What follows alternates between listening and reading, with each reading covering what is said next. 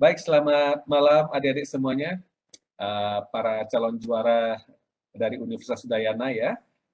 Besok kalian akan lomba gitu ya, di Universitas Indonesia, mudah-mudahan berhasil ya, sukses. Saya yakin dengan usaha yang selama ini adik sudah tunjukkan pasti membuahkan hasil yang bagus ya. Hari ini kita akan bahas soal-soal yang sudah saya sampaikan ya. Mungkin saya sampaikan di sini aja dulu ya. Topik kita hari ini melalui soal-soal itu adalah tentang salah satunya adalah inventory management ya. Jadi bisa dibilang ada perspektif lama dan ada perspektif baru ya. Yang perspektif lama itu konon katanya yang EOQ itu ya.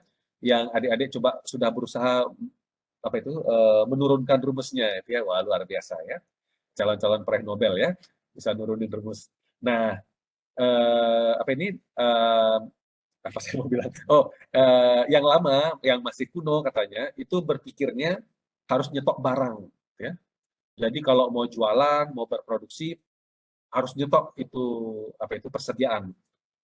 Kalau barang dagang berarti stoknya adalah persediaan barang dagangan, ya. Ibaratnya di warung harus nyetok, gitu ya. Kalau itu produksi, ya harus nyetok bahan bakunya, kemudian diproses, mungkin dalam satu periode masih ada yang belum selesai, barang dalam proses, kemudian sudah selesai tapi belum diambil, jadi masih ada di gudang, itu barang jadi. Jadi persediaan itu masih ada di gudang lah ketika buat laporan keuangan setiap periodenya. Nah, itu dibilang kuno, gitu ya. Jadi berdasarkan rasa dorongan atau keinginan untuk menumpuk persediaan, ya. Alasannya apa numpuk-numpuk persediaan? Alasannya apa nyimpen persediaan? Nah ini ya. Nah ini traditional reasons for carrying inventory. Alasan untuk menyimpan ya inventory. Katanya untuk menyeimbangkan apa itu antara ordering atau setup cost sama carrying cost. Nah itu yang diterminkan oleh EOQ itu ya. Nah nanti kita bicara ini, membalancekan ini. Tujuannya adalah untuk meminimalkan. Jadi alasan untuk menyimpan apa ini persediaan adalah untuk menyeimbangkan antara biaya pesan dan biaya simpan persediaan. Mengapa demikian? Karena ketika pesan sedikit, biaya pesannya besar, tetapi biaya simpannya sedikit. Tetapi kalau belinya banyak, belinya banyak ya, biaya biaya pemesanannya bisa ditekan. Tetapi biaya sewa tempatnya, biaya penyimpanannya menjadi tinggi gitu ya. Nah, jadi ada trade off di sana gitu ya. Nah, sehingga EOQ itu adalah upaya untuk meminimalkan total biaya persediaan dengan cara menyeimbangkan antara biaya pesan dan biaya penyimpanan atau sewa gudang itulah kurang lebih ya.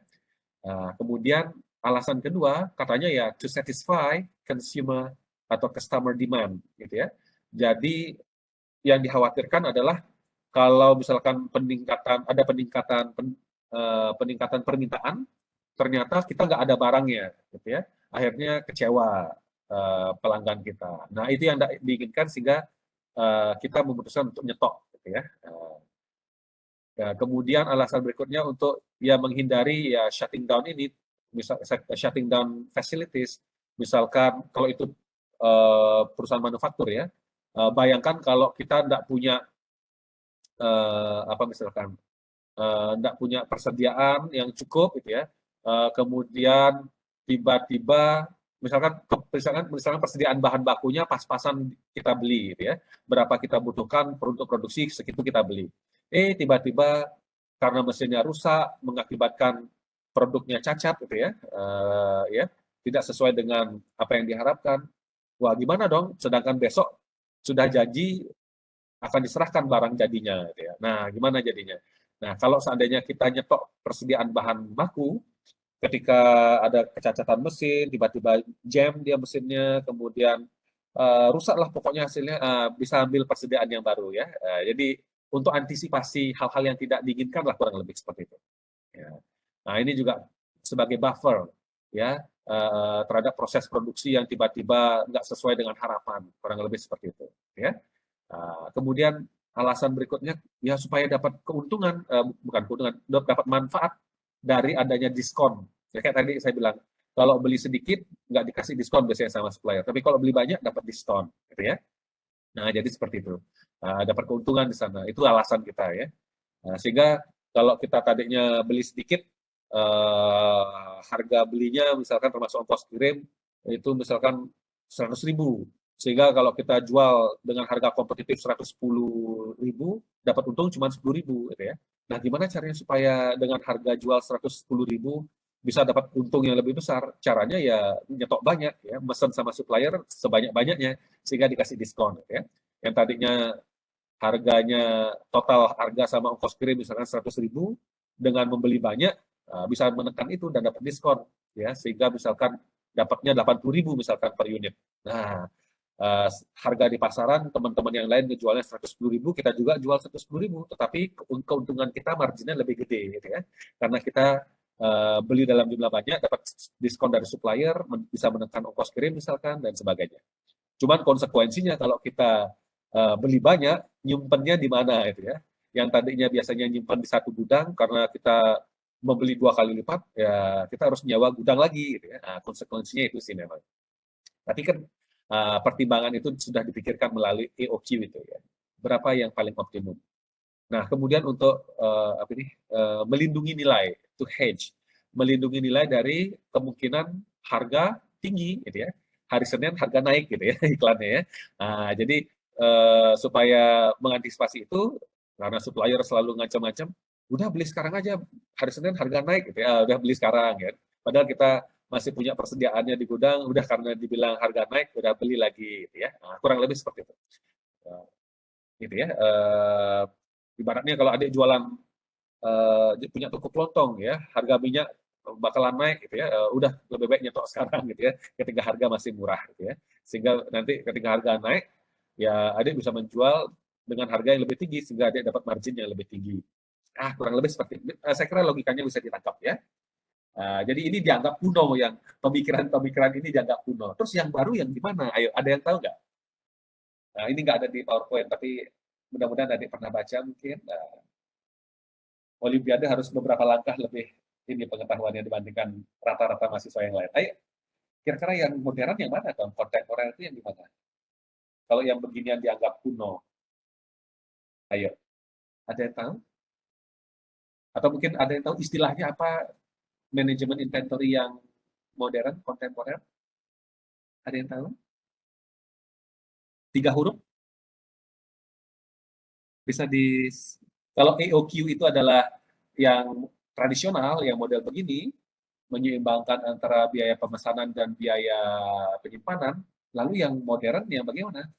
Itu juga 3 huruf. Ayo, lawannya EOQ apa? EOQ, Yang ya. yang Kiki itu Pak. Apa? Maaf Pak, saya coba jawab ya.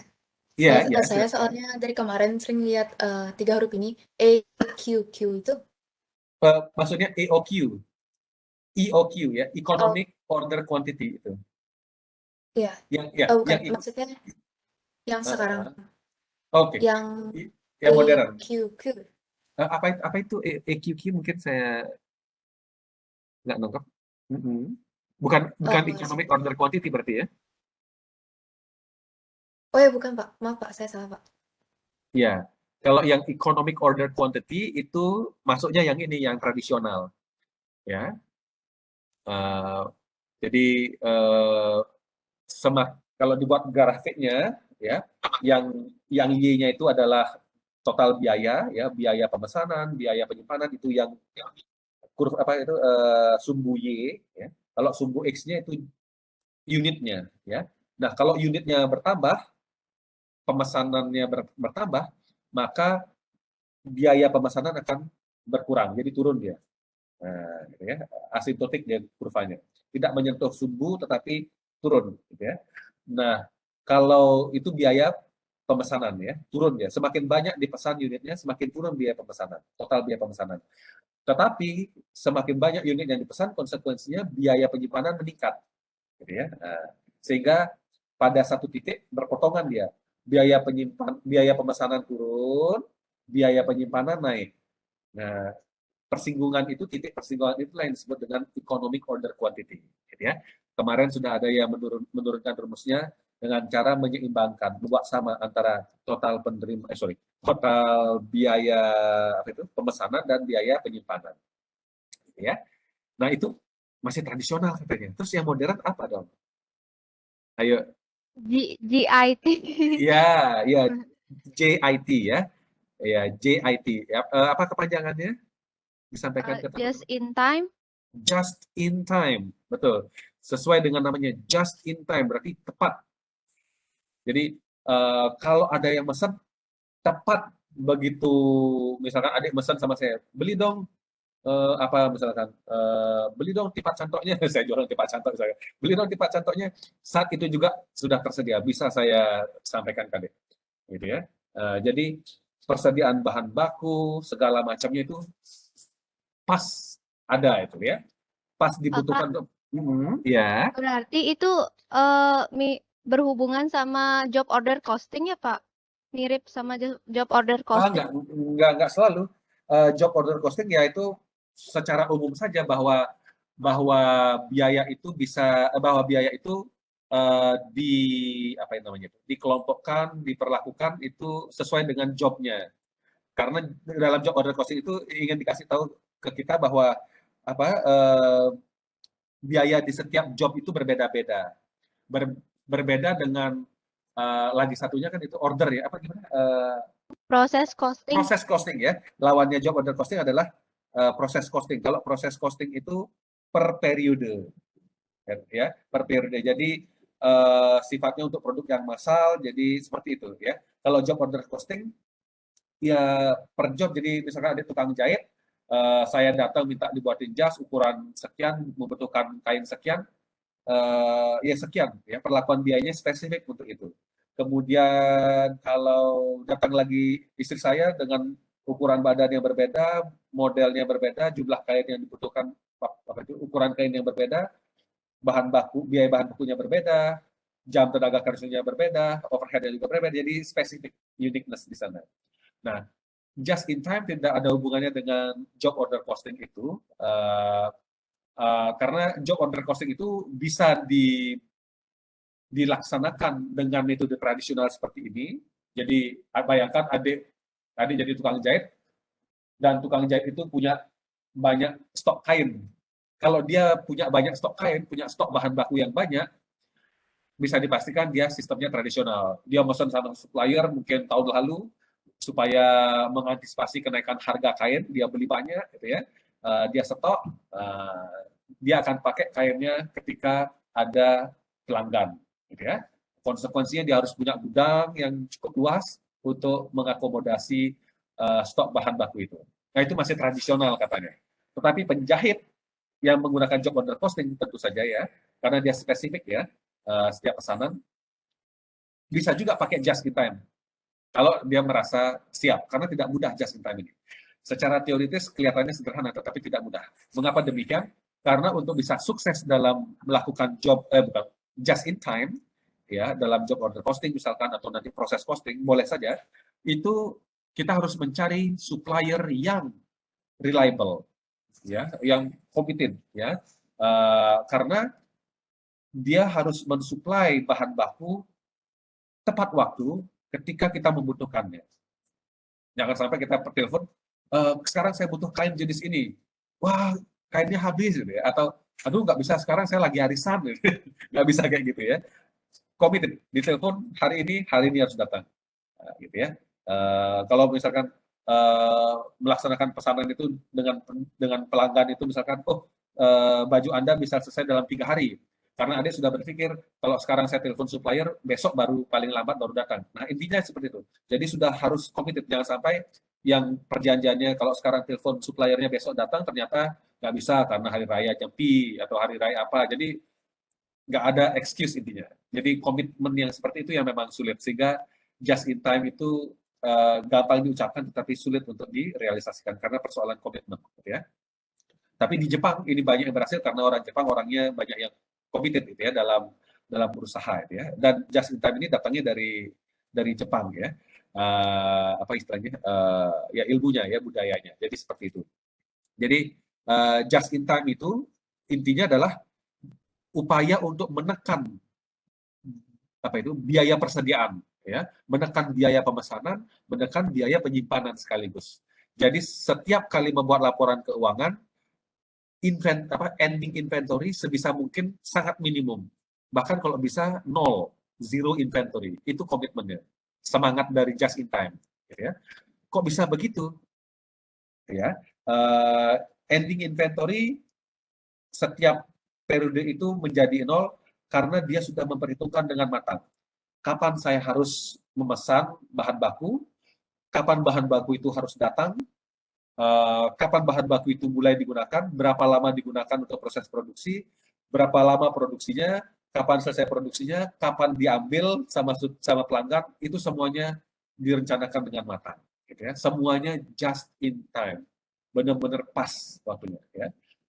Pas dibutuhkan untuk produksi, saat ini bahan bakunya sudah datang. Ya.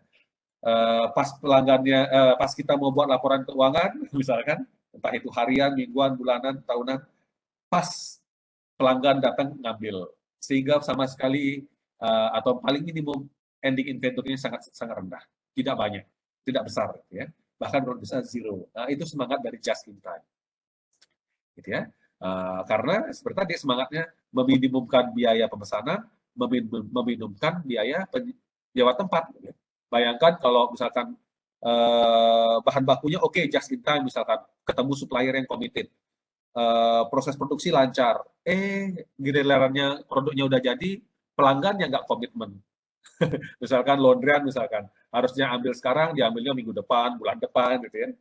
Sehingga kita harus punya ruangan yang besar untuk nyimpen cucian yang sudah bersih, gitu ya, laundryannya. Nah, itu tidak komitmen. Jadi memang just in time itu, supply chain itu mesti bagus, ya, teratur, committed semuanya. Supplier committed, pelanggannya juga committed, dan itu memang membutuhkan ini ya, budaya etos kerja yang disiplin, gitu ya. Nah, jadi seperti itu. Lalu pertanyaannya, mungkin ada yang bertanya-tanya, gimana bisa menekan biaya pemesanan dan sekaligus menekan biaya sewa, penyimpanan? Kan itu pertanyaannya. Karena secara tradisional kita berpikir kalau kita mesen banyak, baru bisa harga pesannya turun, biaya pemesanan turun. Konsekuensinya kita bisa menurunkan biaya pemesanan, biaya penyimpanan meningkat, ya kan? Karena kita nyetok banyak, ruangan harus lebih besar. Kalau nggak cukup, sewa tempat lagi. Nah, itu maksudnya ya. Jadi ada trade off sana, nggak bisa semuanya diturunkan. Wah, kok bisa just in time berpikir semua biaya ini bisa ditekan? Gimana ya?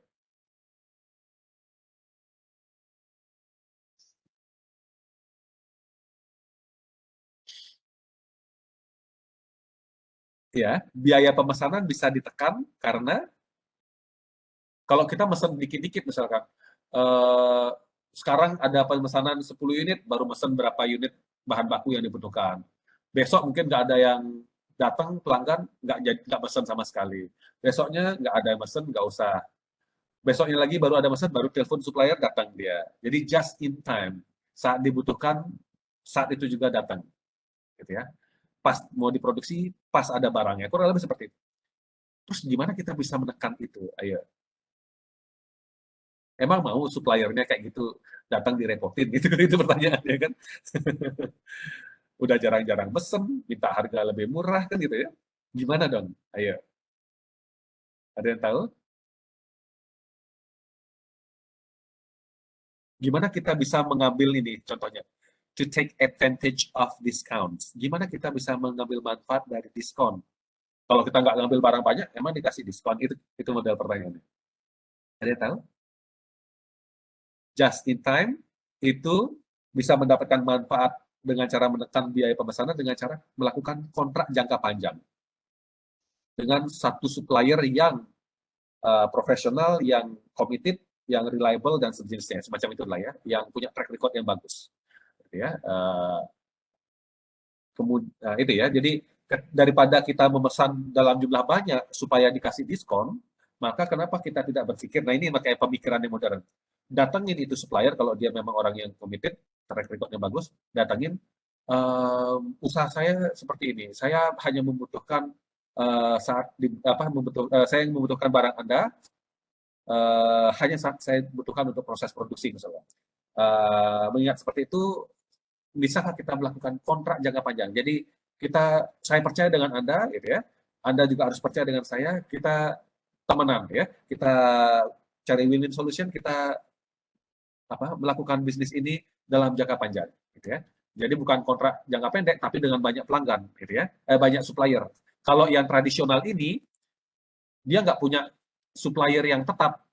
Pokoknya siapa yang berani ngasih diskon besar saat itu yang dibeli barangnya, gitu ya. Dia nggak punya komitmen jangka panjang segala. Supplier A, B, C sampai E ketemu misalkan di daerah itu, ya udah kalau saat ini supplier A berani ngasih diskon lebih gede, dia ke sana belinya. Kapan hari perusahaan A, supplier A udah nggak mau ngasih diskon lagi, ada perusahaan C yang ngasih diskon ke C-nya. Jadi seperti itu. Jadi begitulah ya yang tradisional. Tetapi kalau yang yang just in time itu jumlah suppliernya sangat minim, gitu ya. Seminimal mungkin, tetapi sangat committed, sangat berkomitmen, kemudian ya berkomitmen dalam jangka panjang, gitu ya. Sehingga dari sanalah komitmen jangka panjang itulah ada biaya pemesanan yang bisa ditekan, gitu ya. Kurang lebih seperti itu. Dan untuk menekan biaya penyimpanan, tentu saja komitmen itu harus ditagih, gitu ya. Barang datang saat dibutuhkan, gitu ya. Sehingga tidak mubazir. Kemudian barang datang dengan spesifikasi yang tepat, yang seperti yang dipesan, diminta, ya. Sehingga tidak menghasilkan produk yang cacat. Jangan sampai mesen dari supplier barang yang bagus, bahan baku yang bagus, datangnya yang KW misalkan. Nah, itu nanti produknya cacat, tidak berhasil dijual, numpuk di gudang. Nah, modelnya seperti itu, ya. Kemudian juga mengedukasi pelanggannya, gitu ya. Kalau memang komitmen bisa diambil barangnya tanggal sekian, ya tanggal sekian harus datang, gitu ya. Sehingga kita bisa menekan biaya penyimpanan gitu ya. Sehingga kita tidak perlu mencari gudang lagi, memperluas gudang lagi hanya untuk menyimpan persediaan. Karena itu adalah cost yang cukup besar bagi perusahaan, gitu ya. Nah, perusahaan yang modern adalah perusahaan yang berpikir bagaimana meminimumkan biaya persediaan ini. Nah, gitu kurang lebih ceritanya ya. Oke. Just in time ya. Itu didasarkan atas tarikan, sistem tarikan. Jadi kapan dibutuhkan baru ditarik. Ya, pull cost system atau apa itu namanya ya. Kalau yang tradisional itu push ya. Dorongan ya. Ada dorongan untuk menyimpan barang karena nanti harganya bakalan naik. Ada dorongan untuk menyimpan karena diberikan diskon oleh supplier dan sebagainya. Ya, dorongan. Tapi kalau yang yang modern itu berdasarkan atas tarikan. Oke ya. Sip. Nah, ini yang masih tradisional karena soal nomor 1 tradisional jadi banyak yang sini nomor 1. Tentang tradisionalnya ya. Jadi economic order quantity atau EOQ atau EOQ ya. Ini traditional inventory model. Jadi total inventory cost, total biaya persediaan itu terdiri di atas biaya pemesanan dan biaya penyimpanan. Ordering, carrying cost. Oke. Ordering cost termasuk misalkan ongkos yang dibutuhkan untuk melakukan pesanan, misalkan lewat telepon, ongkos asuransi ya untuk delivery-nya itu ya. Ongkos angkutnya dan sebagainya. Pokoknya segala macam biaya yang harus kita keluarkan ketika kita harus memesan barang itu. Ya. Sampai dengan barang itu tiba. Nah, carrying cost itu adalah ongkos yang harus kita tanggung, kita keluarkan untuk menyimpan barang itu. Termasuk biaya asuransi kalau kita sudah taruh di gudang barangnya, asuransi kalau ada apa-apa barangnya gudangnya kebakar misalkan, nah itu termasuk biaya penyimpanan ya. Termasuk kalau kita nyewa gudang itu ya harus biaya sewa itu juga termasuk cost-nya. Nah, kurang lebih seperti itu. Termasuk ongkos perawatan gitu ya, selama diam di gudang itu ada AC harus nyala misalkan atau mesin pendingin. Nah, itu juga ongkos-ongkos seperti itu harus diperhitungkan. Segala macam untuk menyimpan itu carrying cost, oke? Ada juga biaya yang tidak muncul di sini dan itu sifatnya apa ya, apa ya istilahnya itu ya, ya itu baru muncul kalau apes, ya. Apa itu, tiba-tiba pendapat apa istilahnya itu, permintaannya meningkat, tidak seperti biasanya, tidak seperti yang diharapkan gitu ya, atau sebelum-sebelumnya. Kalau sebelum-sebelumnya ya permintaannya cuma 1.000 unit misalkan per tahun. Tiba-tiba di tahun ini entah kenapa, nah misalnya gara-gara pandemi, kalau adik selama ini jualan masker gitu ya, nyetok 1.000 unit, ya setiap periode masih tersisa berapa ratus ini box masker ya. Tiba-tiba ada pandemi gitu ya. Permintaannya tinggi ya. Wah, barang udah habis ini. Mesin supplier juga kewalahan misalkan. Akhirnya terjadi namanya stock out ya. Jadi kehabisan barang ya. Seperti minyak goreng sekarang ya, kebanyakan di toko-toko yang tadinya stoknya banyak tiba-tiba sedikit gitu ya. Kita tanya ada misalkan merek Bimoli, wah nggak ada gitu. Wah, pelanggan kecewa. Nah, biaya yang harus ditanggung karena kekecewaan pelanggan, bisa jadi pelanggannya nggak jadi pelanggan di situ lagi tapi pindah ke toko lain. Nah, biaya itu disebut dengan stock out cost gitu ya. Itu adalah apa semacam opportunity cost gitu ya. Karena kita tidak ini mengantisipasi apa itu adanya perubahan permintaan yang dramatis itu ya. Oke. Lalu gimana si just in time, kalau perusahaan dengan menggunakan just in time, kalau tiba-tiba permintaannya meningkat, nah lo gimana?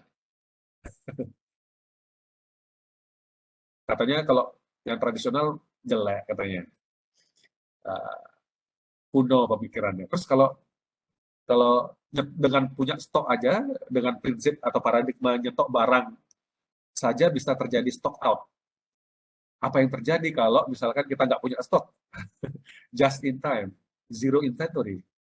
Terus kalau tiba-tiba seperti sekarang banyak permintaannya, kira-kira gimana?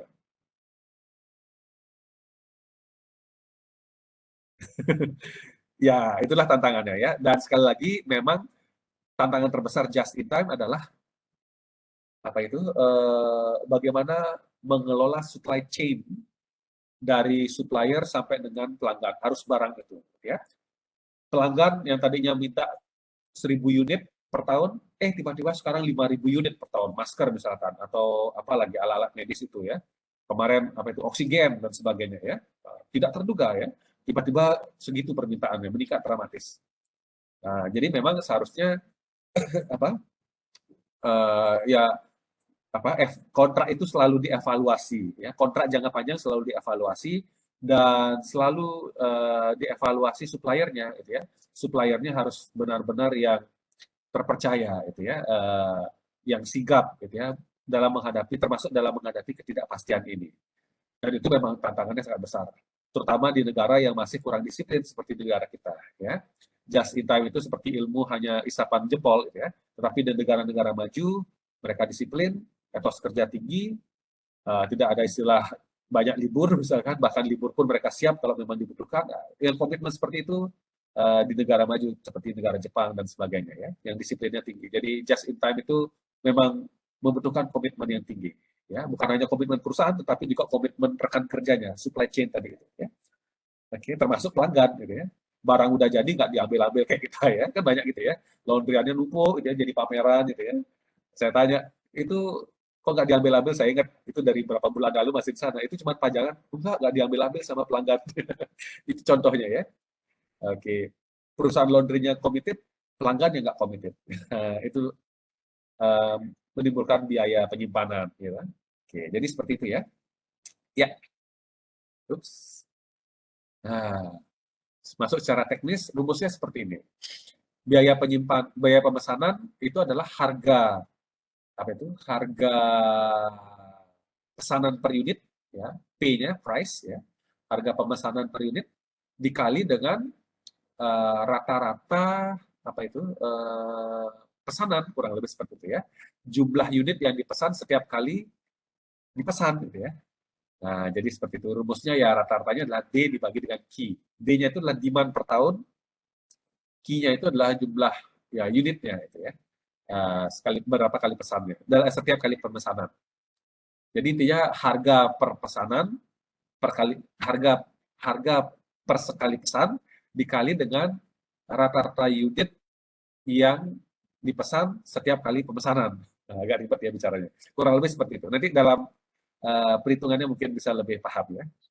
Jadi seperti itu, atau bisa ditulis PD dibagi Q gitu ya. Kalau mau dijabarkan, ya namanya cost ya, biaya berarti ada biaya per unit dikali unitnya kan gitu ya. Jadi price-nya itu yang P, unitnya itu adalah rata-ratanya yaitu D dibagi Q. Rata-rata permintaan lah. Unit yang diminta per sekali pesan ya. Carrying cost, biaya penyimpanan, berarti harga penyimpanan per unitnya gitu ya, kurang lebih C kodenya, carrying cost-nya per unit dikali dengan rata-rata unit yang disimpan, kurang lebih seperti itu ya, per tahunnya. Untuk rata-ratanya ya Q dibagi 2 gitu ya. Untuk apa yang namanya itu merepresentasikan rata-rata dari jumlah barang yang disimpan selama setahun di gudang. Ya. Kalau adik pernah diajarin sama dosennya nggak tahu ya, rumus ROA gimana? ROA, ada yang tahu ROA, return on asset, profitabilitas? Masih ingat nggak? ROA, return on asset. Ya laba bersih, dibagi dengan return Total on aset, asset. Pak. Total aset, oke. Ya banyak literatur yang menulis seperti itu. Tetapi kalau dipikir-pikir, return on asset, oke, laba bersih. Laba itu ada di laporan laba rugi ya, diambilnya ya. Laporan laba rugi itu untuk satu titik tanggal tertentu atau periode tertentu. Ada range waktu tertentu. Range ya selama periode itu kan itu ya. Dari tanggal 1 Januari sampai 31 Desember misalkan, kalau itu laporan keuangan 1 tahun. Jadi laba bersih itu 1 tahun 1 periode. Itu pembilangnya ya, laba bersih. Penyebutnya sekarang untuk ROA, penyebutnya adalah total aset. Total aset kalau ROA tahun 2021 misalkan berarti total aset tanggal 31 Desember 2021 titik ya, pada titik waktu itu per tanggal itu.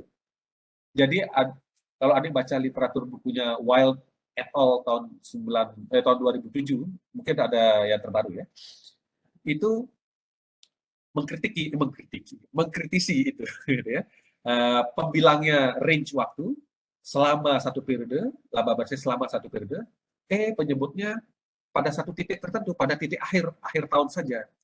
Kemudian dikritik ya, dimodifikasi formulanya, tidak banyak yang tahu, tidak banyak dosen yang memahami ini.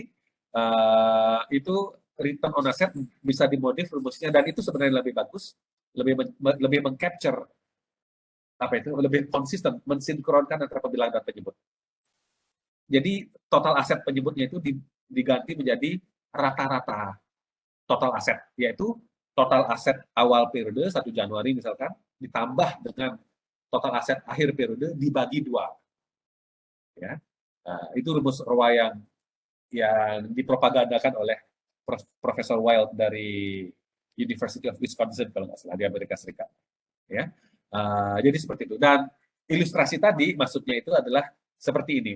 Jadi berapakah rata-rata persediaan yang disimpan dalam 1 tahun. Jadi setiap hari mungkin berbeda-beda nih, karena ada barang masuk, barang keluar, ada barang jadi yang disimpan, itu ada yang udah diambil sama pelanggan, masuk lagi, ada lagi kan gitu ya, berubah-ubah kan setiap harinya mungkin atau setiap saatnya. Nah itu dirata-ratakan. Jadi itu kuantitinya itu kemudian dibagi 2, kurang lebih seperti itu, untuk mengcapture ada awal ada akhir, kurang lebih seperti itu ya.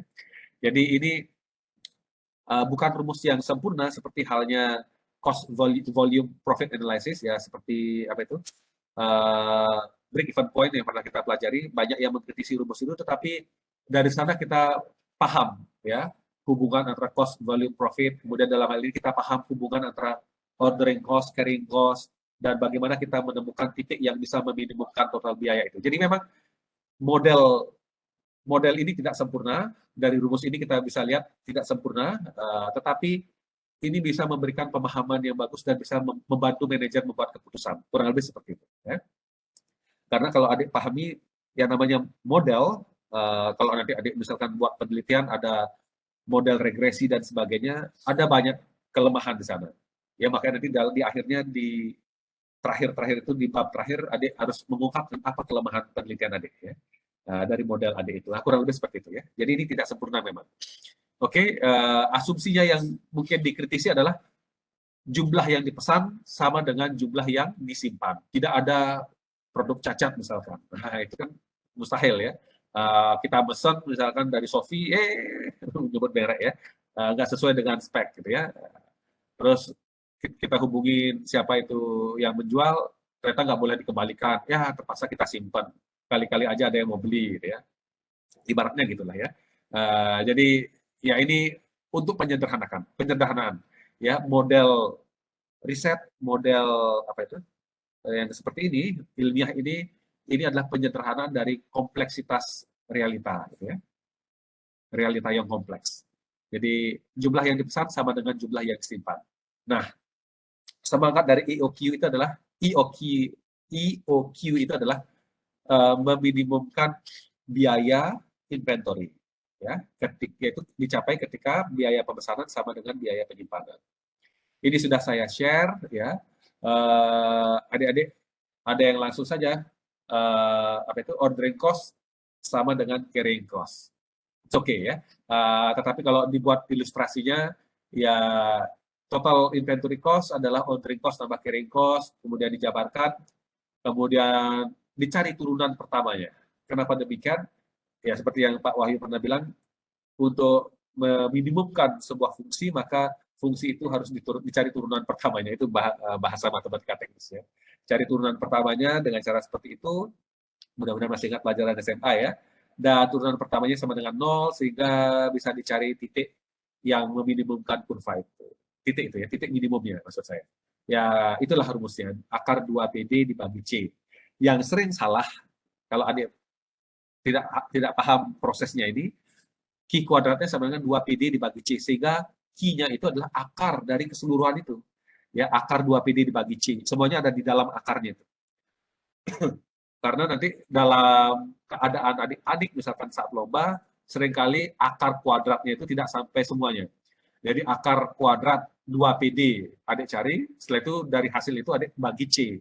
Dan itu biasanya jawabannya ada kalau itu pilihan ganda gitu ya, biasanya ya. Pengecohnya seperti itu. Karena adik panik ya, oh tahu rumusnya akar 2PD, tapi adik tiba-tiba bingung. Akar 2PD ini sampai C-nya diakarin atau gimana? Kadang-kadang adik bingung. Ya, mudah-mudahan kalau masih ingat prosesnya ini, formulanya, adik bisa orek-orek lagi ya. Ingat saja, Q kuadrat itu adalah 2PD dibagi C. Sehingga kalau nyari Q-nya, berapa unitnya itu, akar kuadratnya itu full semuanya itu. Jadi cari dulu 2PD dibagi C, baru diakarin. Okay? Itu maksudnya pesannya. Okay. Sehingga perlu untuk memahami dari mana rumus ini, in case adik lupa karena tekanan saat lomba dan sebagainya.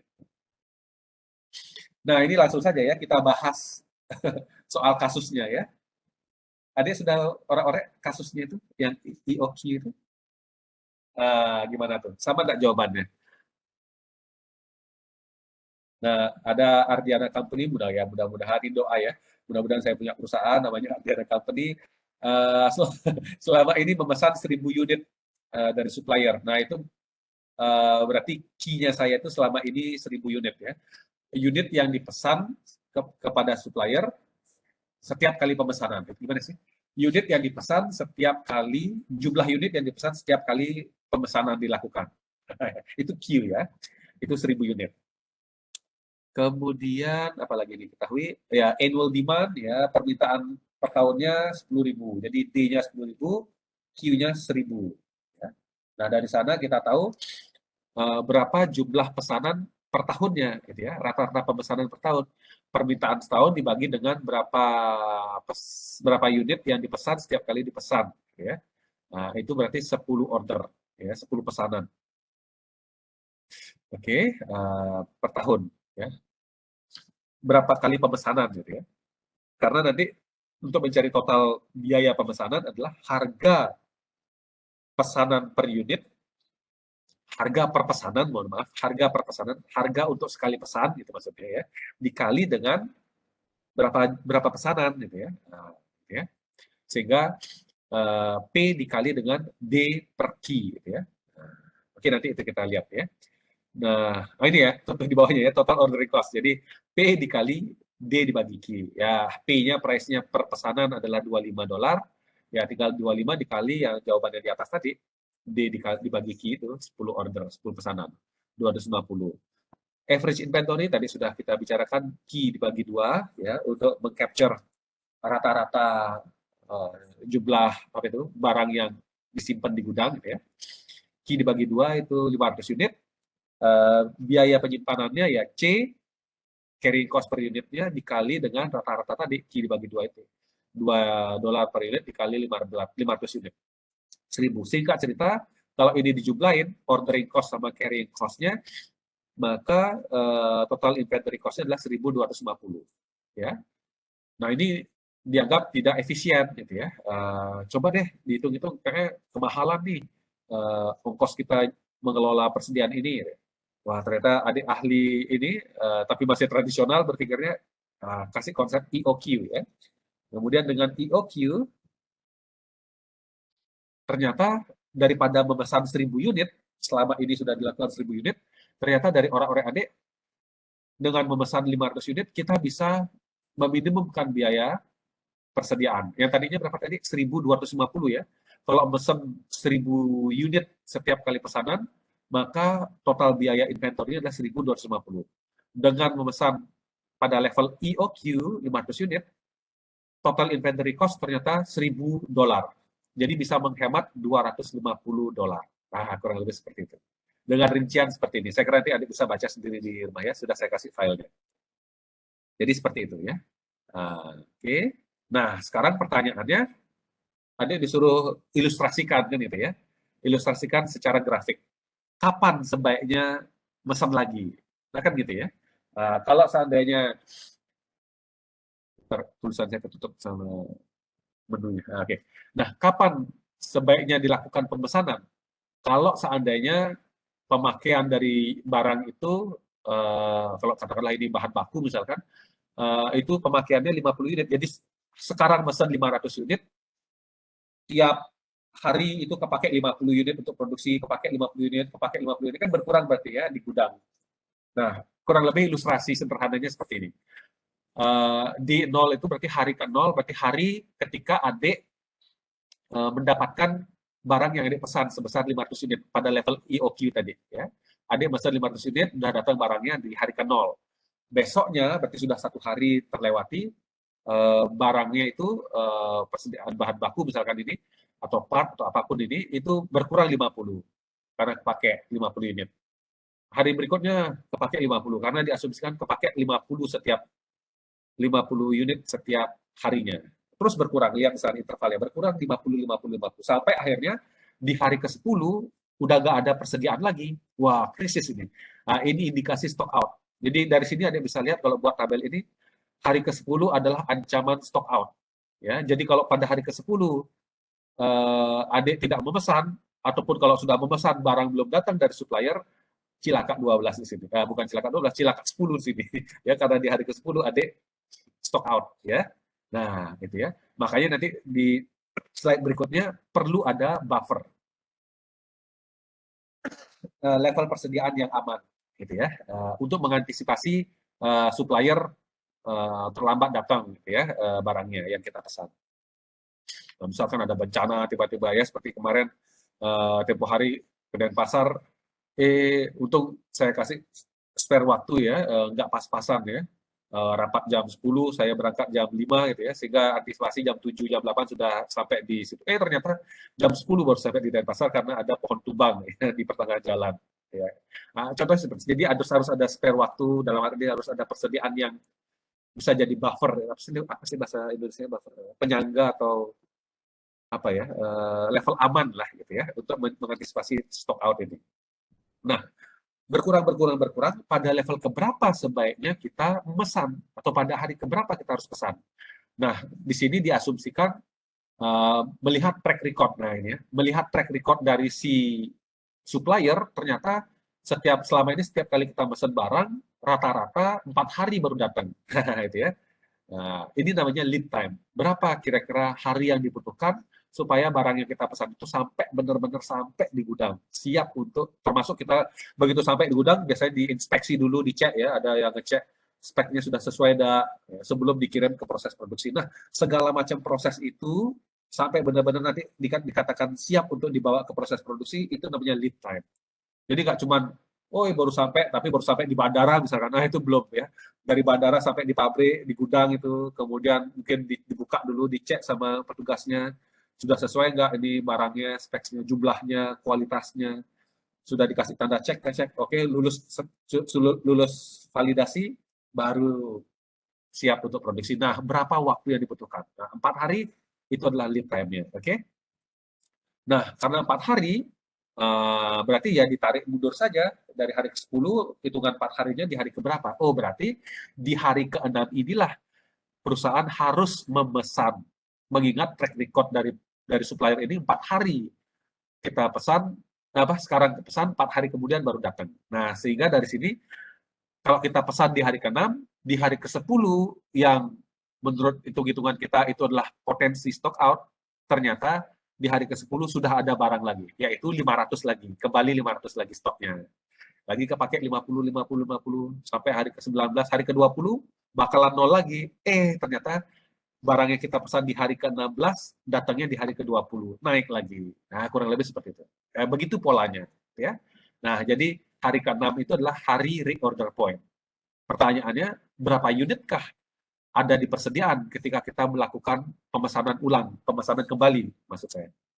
Nah, reorder point dalam level berapa jumlah inventory-nya, ya rumusnya adalah average usage, penggunaan per harinya, atau penggunaan rata-ratanya, pemakaian rata-ratanya, dikali dengan lead time-nya.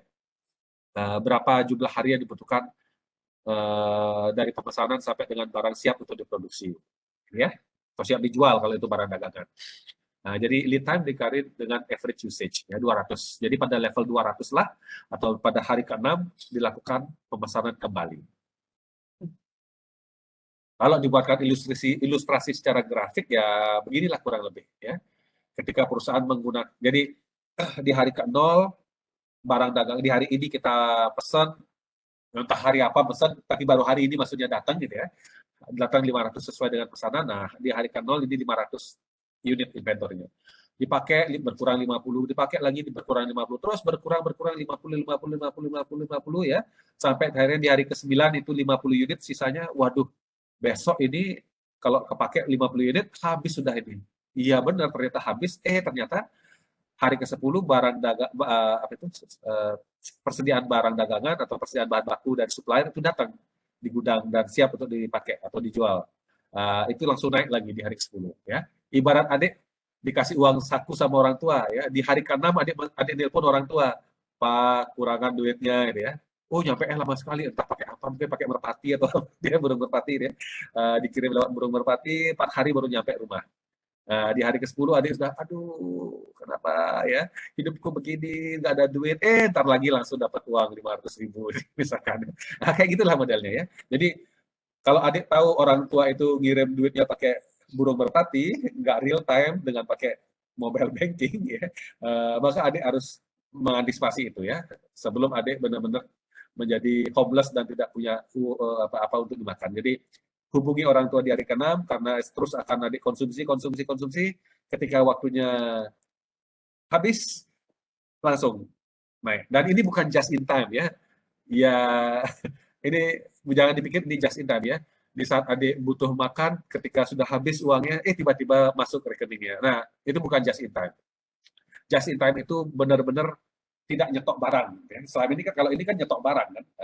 Pesan banyak, ya, sekaligus 500, dipakai kan gitu. Kalau just in time enggak. Kalau memang yakin pemakaiannya setiap hari 50 unit, maka telepon supplier committed. Hey, kamu sanggup nggak ngirim barang 50 unit, ya 50 unit per hari, karena saya perlu memproduksi 50, pakai apa itu, persediaan bahan baku ini 50 unit untuk proses produksi. Oke, ya. Bahkan hari libur pun, ya oke. Kalau itu begitu, kita kontrak kerjasama jangka panjang. Ya. Kita coba 5 tahun, saya evaluasi. Tapi Anda harus committed. Ya, jadi seperti itu. Dia ngirimin dikit, tapi committed dalam jangka panjang. Dia dapat untung, kita juga dapat untung. Untung dari kita yang paling kentara adalah kita bisa menghemat biaya penyimpanan, gitu ya, karena nggak sampai ada bahan baku yang harus kita simpan di gudang. Belum lagi risiko rusak, gitu ya, dan sebagainya. Nah, kurang lebih seperti itu ya. Jadi dari 10 naik lagi, dipakai, naik lagi, gitu ya. Cuman konsekuensinya ini, kalau beneran dia datang, kalau kayak tadi tiba-tiba ada pohon tumbang, truknya nggak bisa datang tepat waktu, terlambat, itu kalau Singaraja Denpasar. Coba kalau misalkan Banyuwangi, Bali, Banyuwangi Denpasar, ombak besar, setelah sampai di Bali, ada tuh pohon tumbang, wah itu bisa lewat sehari. Wah itu gimana kan itu, di hari ke-0, 0. Sorry, di hari ke-10, 0. Gitu ya. Mesin tidak berproduksi, yang harusnya besok bisa diambil barangnya, konsumen datang, wah ternyata belum selesai Pak, karena kemarin ada pohon tumbang. Wah, pelanggan itu nggak suka excuse yang seperti itu. Gitu ya. Jadi seperti itu yang perlu dipahami risikonya. Nah, makanya ada konsep, oke, kalau memang seperti itu, ya dengan menimbun barang pun juga masih ada risiko stock out, berarti kita harus punya buffer nih, gitu ya. Kita harus pertimbangkan berapa level amannya. Jadi selain lead time, kita sudah perhitungkan berapa hari itu supplier perlu waktu untuk naruh barang di sini, kita simpan dan siap diproduksi atau siap dijual. Kita harus juga menyiapkan yang namanya level aman. Nah, misalkan kita tetapkan aja deh level aman 40 unit, gitu ya. Atau kalau saya ngajar teori pasar modal, di awal-awal saya mengajarkan literasi keuangan, sebelum kita berinvestasi, kita harus punya dana darurat dulu ya, untuk level likuiditas kita, buffer ini ya. Jangan sampai belum punya tabungan yang cukup, sering cash flow-nya terganggu gitu ya, sering pinjam sama teman, habis itu dapat uang orang tua, nutup lagi, bayar utang lagi sama teman, besoknya kurangan lagi, pinjam lagi sama teman.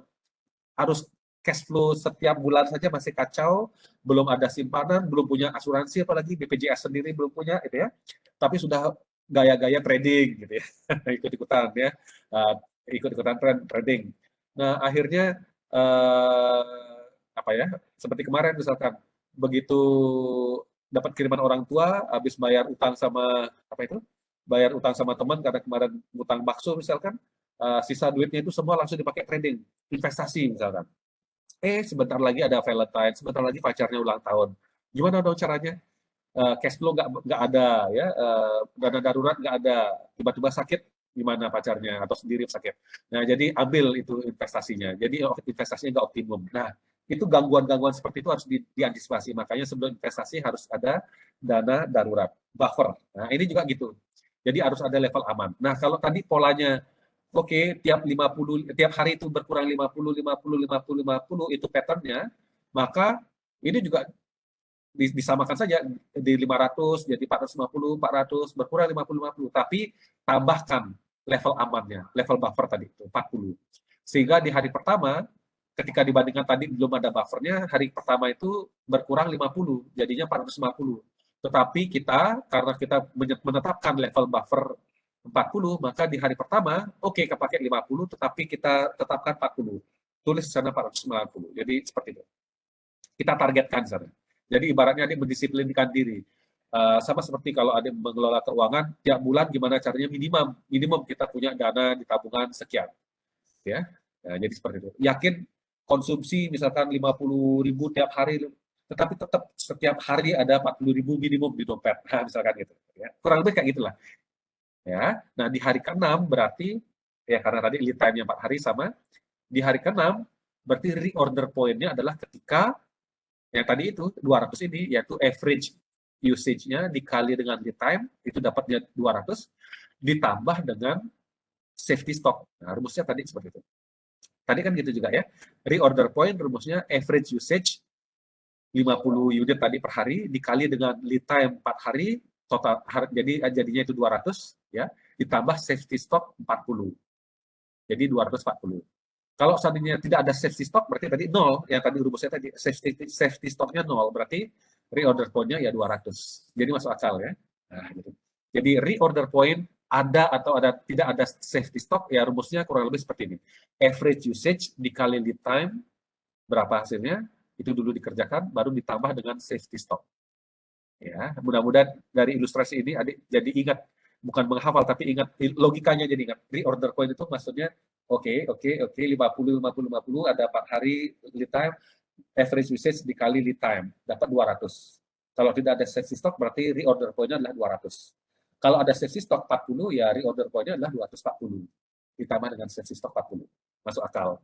Ya mungkin bukunya tidak menjelaskan ini sehingga adik harus menghafal atau bingung. Mudah-mudahan ini logikanya nangkap. Ya. Sebelum kita bicara grafiknya, ini logika ininya, ya penalarannya. Nah, lalu gimana kalau bagaimana menghitung safety stock? Kalau tadi kan secara naif ditentukan 40 unit safety stock. Lalu supaya apa ya lebih ilmiah ya bisa dipertanggungjawabkan, menghitung safety stock gimana? Nah, ini maximum usage dikali lead time dikurangi dengan average usage dikali lead time. Atau kalau mau diringkas, maximum usage dikurangi dengan average usage dikali lead time, gitu ya. Jadi 60 katakanlah 60 kapasitas apa itu penggunaan maksimum bisa di mesinnya maksimum 60 unit kalau itu unit ya dalam satuan unit kapasitas produksinya ya ibaratnya kalau itu ada perusahaan laundry mesin cucinya kan ada liternya berapa kapasitasnya berapa liter gitu ya. Nah kapasitas maksimumnya berapa? Terus rata-rata nyemplungin baju itu berapa dipakainya. Nah selisihnya itu dikali dengan lead time-nya itu namanya safety stock. Berarti sekianlah safety stock-nya ya.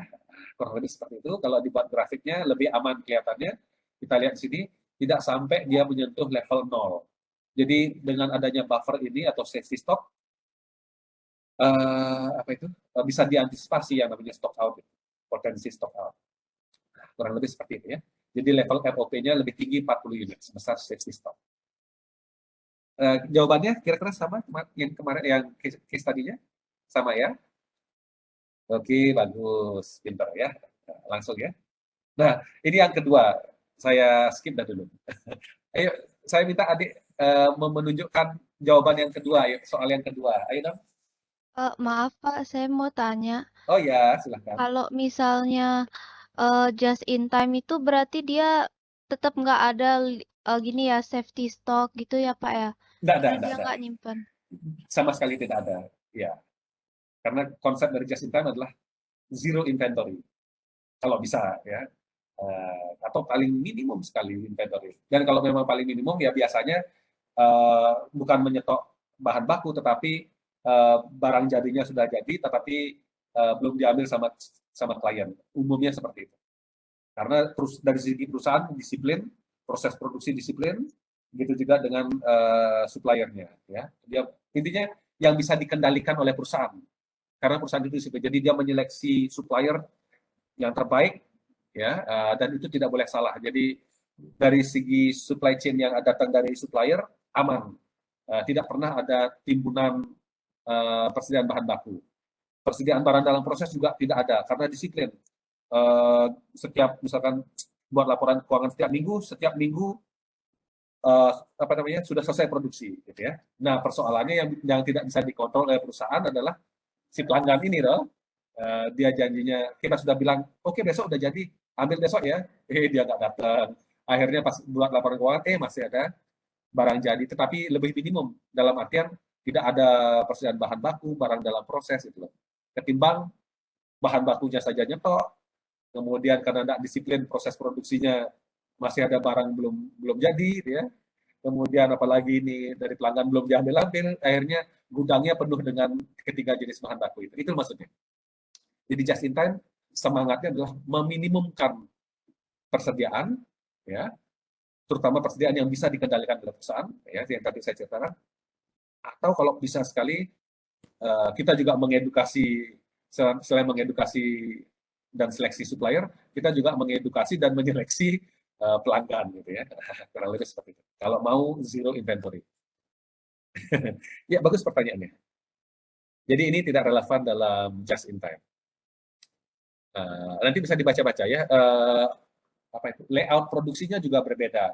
Kalau apa itu? Apa namanya itu ya? Kalau yang tradisional itu departemental, ya. Jadi apa ya, apa itu, barang apa, persediaan bahan baku datang, departemen mana yang harus bertanggung jawab, departemen apa gudang misalkan. Udah itu departemen gudang bawa ke departemen mana, departemen pengecekan, departemen verifikasi sebelum masuk proses produksi. Habis itu masuk ke departemen mana, departemen pengecatan, departemen apa istilahnya, apa ya, gerinda itu ya, apa sih namanya? Biasanya kan ada di buku itu ya, pembubutan, apa departemen. Jadi layout produksinya per departemen dan itu dianggap kuno. Dalam just in time itu seluler, jadi bukan bukan dagang pulsa ya, seluler. Seluler itu uh, dibuat bulat-bulat gitulah. Dan dalam setiap sel-sel itu ada departemen-departemen. Jadi ibaratnya ini seperti pabrik di dalam pabrik. Jadi gini, bayangkan adik berpikir inilah perusahaan Toyota yang lagi buat mobil segala macam brand-brand Toyota yang adik kenal ya. Ada Avanza, Innova dan sebagainya itu ya. Bayangkan kalau Toyota ini berproduksi dengan sistem tradisional ini inventory management. Jadi per departemen ya. Jadi kalau mau buat Avanza, wah dibuat layoutnya departemennya. Jadi departemen khusus untuk membuat apa ini Avanza. Udah itu untuk membuat Avanza bahan bakunya apa, yang itu akan berbeda dengan misalkan membuat Toyota Land Cruiser misalkan. Jadi bajanya berbeda gitu ya. Jadi masuk ke departemen, kemudian proses produksi. Jadi kalau selesai buat Avanza, mau sekarang buat Toyota Land Cruiser harus diganti layout pabriknya, berubah departemennya, susunannya, urutannya berubah. Nah, jadi perlu waktu, perlu biaya, gitu ya. Nah, itu sistem tradisional, gitu ya. Kalau sistem yang apa ini just in time itu pakai seluler dia, sel, gitu ya. Jadi di dalam pabrik Toyota ada pabrik-pabrik kecil ibaratnya. Jadi sel pertama ngurusin brand Toyota Avanza, sel kedua Toyota Innova, sel ketiga Land Cruiser dan sebagainya. Jadi proses produksi bisa apa itu paralel ya istilahnya ya, bisa bersamaan. Tidak perlu lagi mengubah settingan layout pabrik gitu ya. Jadi di dalam sel Avanza misalkan bahasanya itu ada departemen-departemen yang terkait yang didesain khusus untuk memproduksi Avanza dan akan berbeda layout pabriknya, departemen yang terkait untuk Land Cruiser misalkan dan sebagainya gitu ya. Jadi seperti itu. Dan tentu saja investasinya lebih besar untuk yang just in time. Komitmen harus besar, ketika disiplinan lebih besar. Memang tantangannya lebih besar. Tetapi kalau itu dilaksanakan dengan baik, efisiensinya justru lebih tinggi sebenarnya dalam jangka panjang. Kalau kita bicara jangka panjang. Ya. Kurang lebih seperti itu. Oke. Ya, nanti bisa dibaca-baca ya just in time seperti apa. Kurang lebih seperti yang tadi saya katakan itu ya. Ada banyak lagi poin-poin penting yang membedakan just in time dan juga sistem tradisional ini ya. Oke. Ya, coba diperlihatkan ayo siapa yang bersedia memperlihatkan soal nomor 2. Atau saya bahas saja ya, nanti di evaluasi sendiri. Atau juga saya sudah lihat ya jawaban adik ya. Nah, bisa dilihat jawabannya adik di rumah masing-masing sekarang ini. Saya juga sudah kasih tahu jawabannya ya di rumah, di WA, di WhatsApp grup ya. Jawabannya kemarin saya kasih ya. Nah, ini versi jawaban lain. Bisa juga dengan cara atau pendekatan theory of constraint atau mungkin apa itu linear programming ya, pertidaksamaan linear ya bahasa Indonesianya. Ya, jadi tetapkan dulu fungsi tujuannya kan itu ya. Fungsi tujuannya itu adalah memaksimumkan contribution margin ya. Ada produk A kalau nggak salah ya, soalnya kalau dilihat dari sini produk A contribution marginnya 200 ya kalau nggak salah, dolar ya. Dolar atau pound dolar ya. Kemudian produk B 400 dolar contribution marginnya. Ya. Dan kalau kita pakai konsep linear programming atau persamaan linear, maka maksimumkanlah contribution margin ini. Berarti 200A ditambah 400B lebih besar dari 0. Tapi berapa itu ya maksimum kita belum tahu. Yang jelas dia lebih besar dari 0. Karena kalau kita tulis sama dengan 0 berarti rugi apa pakpok ya, break even. Bukan break even ya pakpok lah ya, nggak untung gitu ya. Kalau lebih kecil dari 0 apalagi rugi. Jadi maximize ya lebih besar dari 0, masuk akal. Jadi jangan ditulis lebih besar sama dengan ya. Lebih besar daripada 0. Nah, sekarang constraint. Nah, dalam kasus ini saya lupa apa itu constraint-nya. kasusnya jumlah jam apa gitu ya, mesin ya atau apa itu.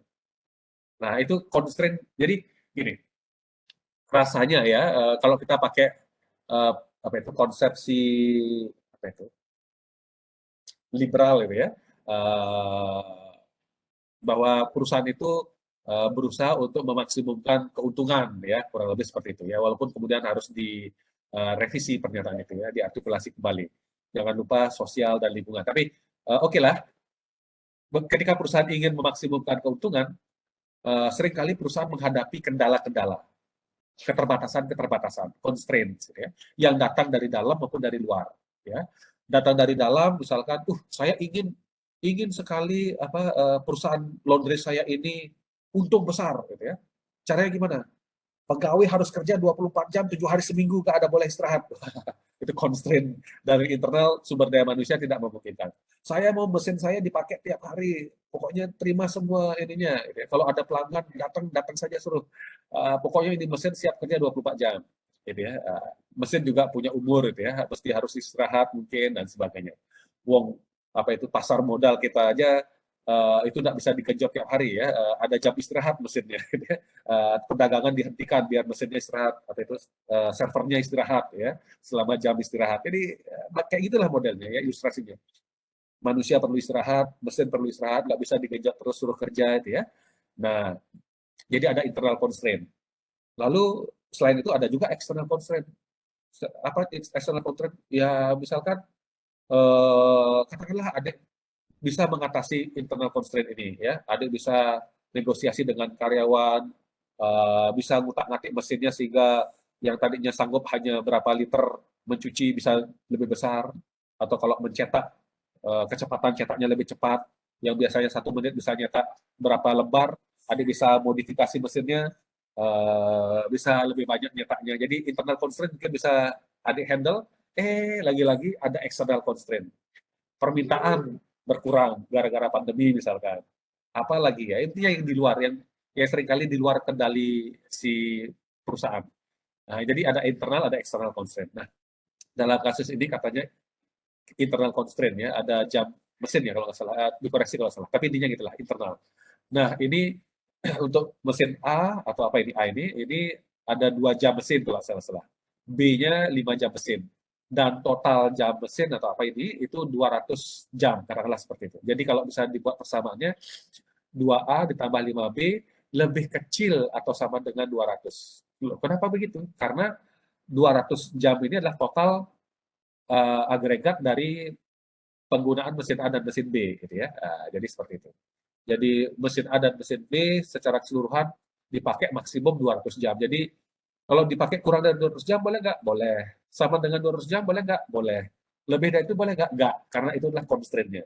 Kalau digenjot lebih besar lagi, mati itu mesin. Gitu misalnya. Atau misalnya kalau ini manusia, jam kerja manusia 8 jam. Jadi lewat dari 8 jam tidak bisa. Jadi nanti persamaannya lebih kecil atau sama dengan 8 jam. Ya, misalkan gitu ya. Oke, kembali ke sini. Dari persamaan ini 2A tambah 5B lebih kecil sama dengan 200. Ini berarti kalau A-nya 0 berapa? Ya, dimasukkan saja. Kalau A-nya 0 berarti 5B lebih kecil sama dengan 200. Berarti B-nya adalah 40 gitu ya. Lebih kecil atau sama dengan 40. Ya. Kemudian kalau B-nya 0 berapa? A-nya 100 gitu ya. Ini untuk mencari titiknya itu saja. Nah, jadi di sini apa ini? Yang ini ya. Jadi 2A tambah 5B lebih kecil sama dengan 200, itu titiknya adalah 0,40, 0,40 berarti di sini. Yang lagi satu 0,100, 0,100 berarti di sini. Jadi dibuat garis, ya. Jadi dibuat garis di sini. Nah, sekarang kemudian kemana arsirannya? Ya, nah ini tergantung kesepakatan adik-adik. Ya, ada yang karena ini dibilang 2A tambah 5B lebih kecil dari 200. Kalau lebih kecil berarti kan ke sini arsirannya kan. Di bawah atau menunjukkan 0 ini arsirannya. Boleh-boleh aja sih. Kalau memang itu arsirannya, berarti itu adalah daerah penyelesaiannya. Ya. Nah, tetapi biasanya kalau banyak ada, ini kebetulan satu aja garisnya. Kalau banyak ada garis nanti bisa bingung. Gitu ya, arsirannya yang mana? Kalau ada satu garis, ya arsirannya saya ada 1 ya, dan itu adalah daerah penyelesaian. Kalau ada 2 garis, 3 garis berarti ada 3 arsiran, 2 atau 3 arsiran yang harus sama-sama memotong gitu ya. Dan nanti bisa kacau pikirannya gitu ya. Daerah penyelesaiannya adalah daerah penyelesaian yang diarsir 2 atau 3 kali gitu ya. Wah, itu biasanya agak runyam. Kalau saya, oke, saya tahu lebih kecil atau sama dengan ini harus ke sini ke bawah arsirannya, tetapi daerah penyelesaian yang saya ingin tampilkan adalah daerah penyelesaian yang justru yang bersih. Nah, seperti ini. Jadi saya balikkan daerah arsirannya. Nah, gitu ya. Oke, sehingga dari sini titik-titik kemungkinan jawabannya, solusinya adalah 0,0 yang jelas tidak mungkin ya. Kalau kita tidak memproduksi A sama B, nggak mungkin kita dapat untung ya. Tapi tetap saja saya tulis, akhirnya contribution marginnya 0. Lalu ada 2 titik kemungkinan lain. Gimana kalau B-nya produksi 40 tapi tidak sama produksi A sama sekali tidak ada. Ternyata contribution marginnya kalau dimasukkan $16.000. Gimana kalau B tidak diproduksi tetapi A diproduksi 100? Ternyata contribution marginnya 20.000. Dan inilah yang paling besar. Jadi optimal mix itu adalah bauran produk, kombinasi produk proporsi produk yang harus kita produksi dan kita jual. Ya, A berapa unit, B berapa unit. Ya, ternyata yang optimum yang bisa menghasilkan keuntungan yang paling besar adalah kalau kita abaikan saja produksi B, tetapi kita produksi A sebanyak 100. Produksi dan jual ya, diasumsikan sama. Nah, itu. Oke. Dengan versi jawaban yang lain ada di kertas kerja apa itu yang kunci jawaban. Nah, itu. Ini versi jawaban lain ada bisa pakai cara ini. Ya, kalau itu tak nangkep pakai cara ini ya. Kemudian, nah ini yang saya bilang. Lalu gimana kalau ada lebih dari 1 constraint? Dalam hal ini ada internal constraint dan ada external constraints ya. Jadi fungsi tujuannya sama, memaksimumkan contribution margin dengan rumus ini, bukan rumus apa yang namanya ini, ya persamaan ini. Kemudian ada internal constraint, sama juga yang kayak tadi ya, jam kerja mesin. Dan ada external constraint, kalau nggak salah ini pangsa pasar atau apa itu ya, kemampuan permintaannya ya. Ternyata tidak lebih itu 80 unit yang diminta untuk produk A dan produk B. Berarti jangan produksi atau jual lebih dari itu karena kemampuan pasar menyerap cuma 80 maksimum. Nah, jadi seperti itu ya. Jadi seperti ini lebih kecil sama dengan. Nah, sekarang dibuat garis-garisnya. Yang tadi itu untuk garis internal constraint-nya yang tadi ini. Yang 0,40 kemudian 0,100 ya. Sorry, 40,0, mohon maaf, 40,0 dan 0,100. Nah, ini ya. Apa namanya itu koordinatnya. Kemudian arsirannya ke atas.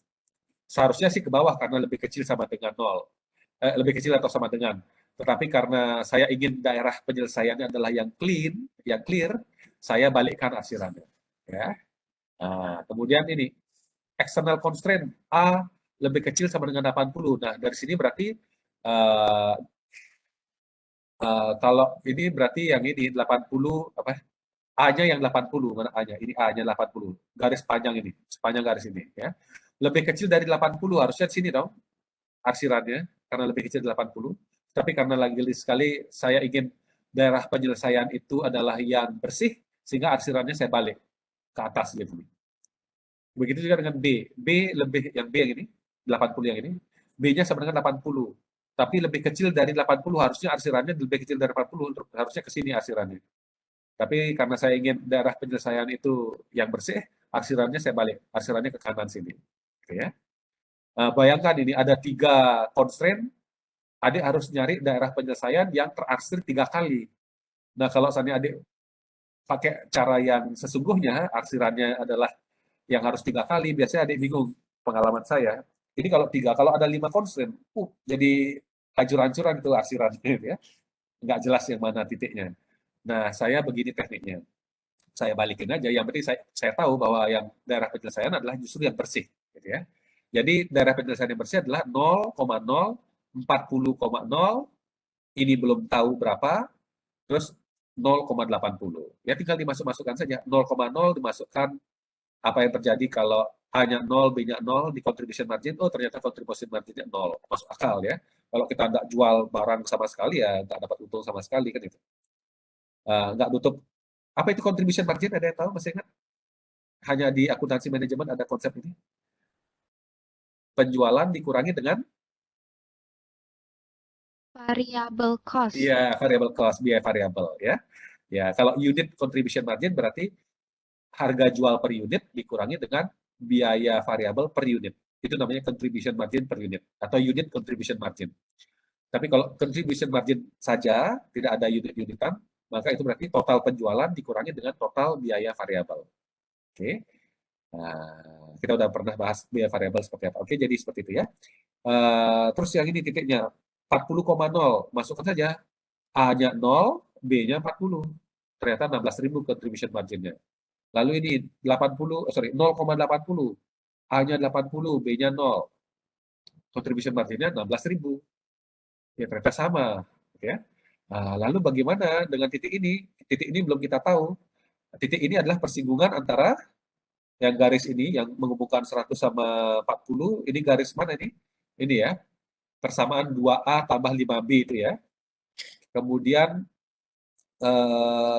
garis 80 ini 0,80 ya. A sama dengan 80, jadi dicari tahu saja kemudian ini berapa ya, disubstitusi ya. Apa yang terjadi kalau A sama dengan 80 di persamaan 2A tambah 5B, sehingga B-nya dapatnya katanya 8 gitu ya. Ya, jadi seperti itu. Coba dikoreksi ya. Jadi seperti ini 8, jadi titiknya adalah 8,80. Ya, kemudian titik ini adalah contribution marginnya dimasukkan 19.200. Sehingga 19.200 contribution ini yang tertinggi. Inilah yang disebut dengan optimal mix-nya, bauran produk yang membuat contribution margin jadi optimal, paling tinggi. Berapakah dia? Ya, dari sini kita tahu kita harus produksi 80 unit A dan 8 unit produk B. Nah, ini dari perspektif linear programming gitu ya. Oke. Ya, saya kira itu ya. Nah, kemudian ada ini pertanyaan nomor 3 ya. Apa itu ya? Seingat saya. Oh, ada pesanan khusus ya. Ada pesanan. Jadi selama ini kita memproduksi barang yang reguler. Lah tiba-tiba ada orang datang menawarkan bisa enggak buatkan saya pesanan kayak gini yang khusus, yang tidak seperti biasanya gitu ya, yang membutuhkan mesin khusus, keterampilan khusus misalkan dan sebagainya. Wah, dia harus berpikir terima nggak ya? Kalau saya terima berarti saya perlu mesin khusus, saya perlu orang khusus karena belum pernah mengerjakan pekerjaan itu. Wah, tapi saya lihat tawarannya lumayan besar nih, menggiurkan ini kalau saya garap ini gitu ya. Sekaligus saya juga punya pengalaman yang baru untuk menggarap ini ya, misalkan gitu. Tapi kalau tidak saya terima, apa yang terjadi? Gitu ya. Kalau saya terima, nanti takutnya ini keteteran. Jadi banyak pertimbangan. Nah, jadi nggak ya kita terima itu?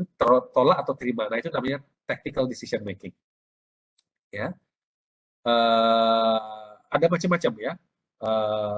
Termasuk contohnya keputusan adik misalkan merantau di Denpasar, lagi sekolah, lagi kuliah. Mungkin yang paling relevan di konteks adik adalah masak sendiri makanannya atau beli aja yang jadi ya. Itu tactical decision making. Ya. Kalau dulu adik nggak belajarin akuntansi manajemen dengan saya, pembuatan keputusannya menjadi random aja ya. Tapi kalau setelah belajar dengan saya ini, wah dia langsung buat orek-orek ya. Mana yang lebih efisien? Beli jadi atau masak sendiri makanannya? Beli jadi atau masak sendiri ya, gitu ya. Seperti itu. Ya.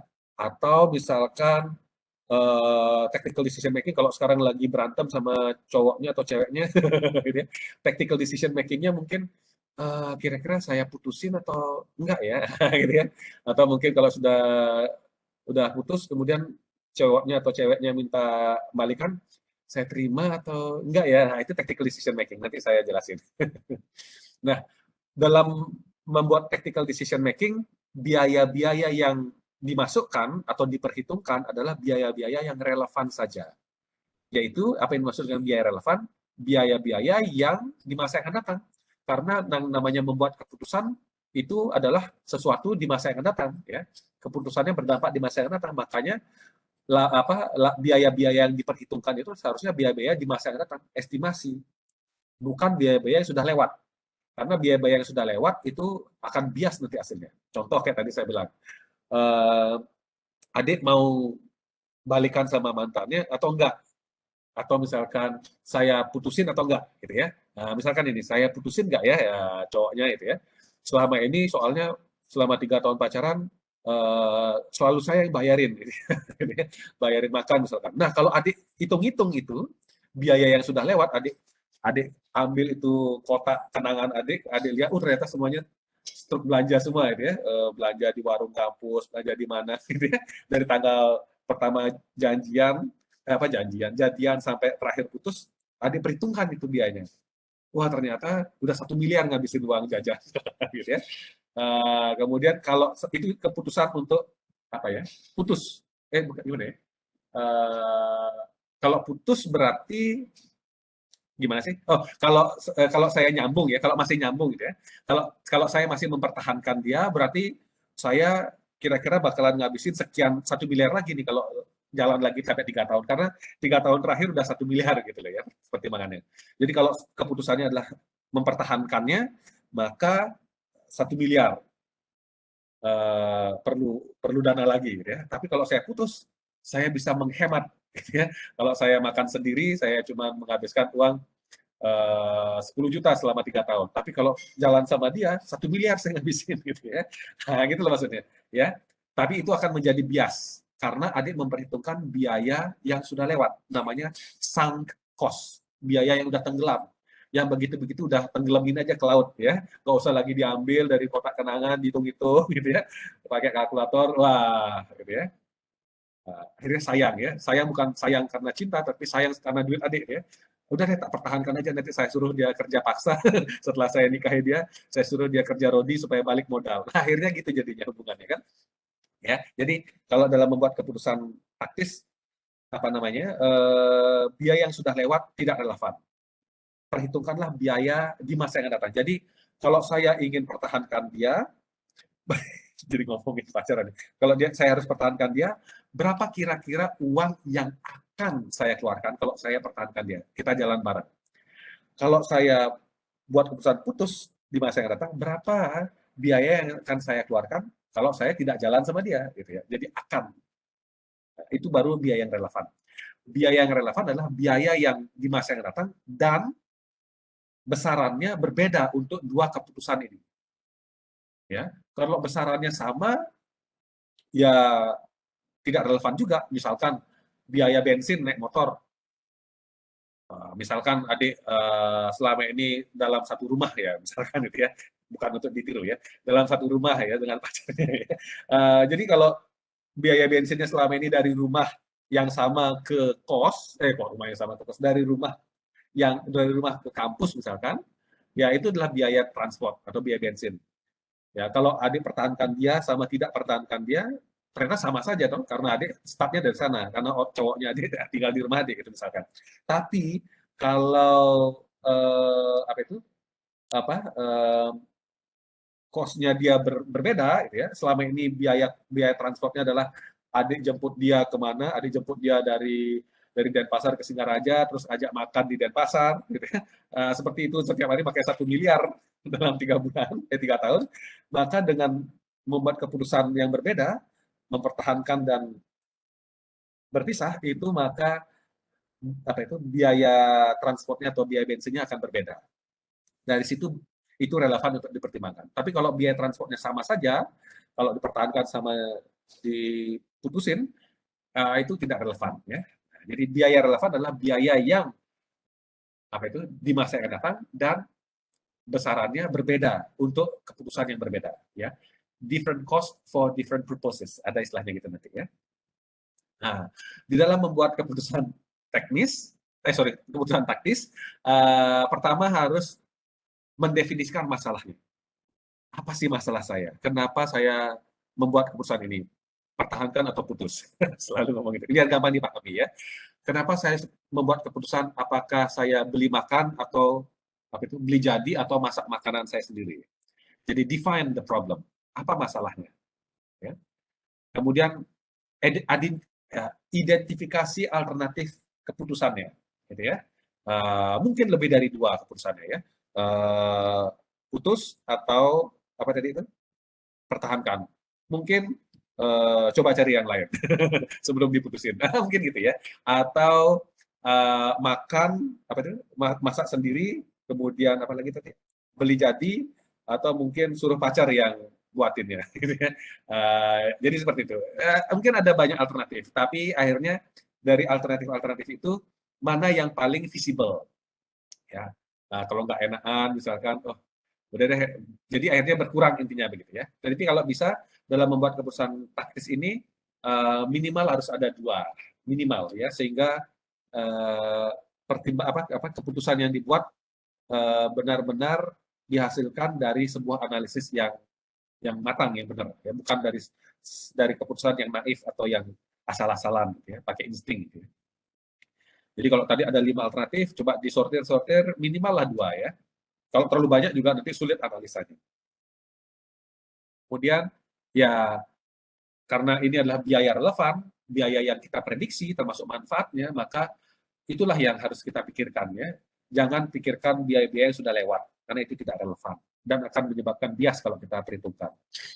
Ya berikutnya setelah kita prediksi biayanya, berapa ya kalau saya makan di luar, berapa ya kalau saya masak gitu ya.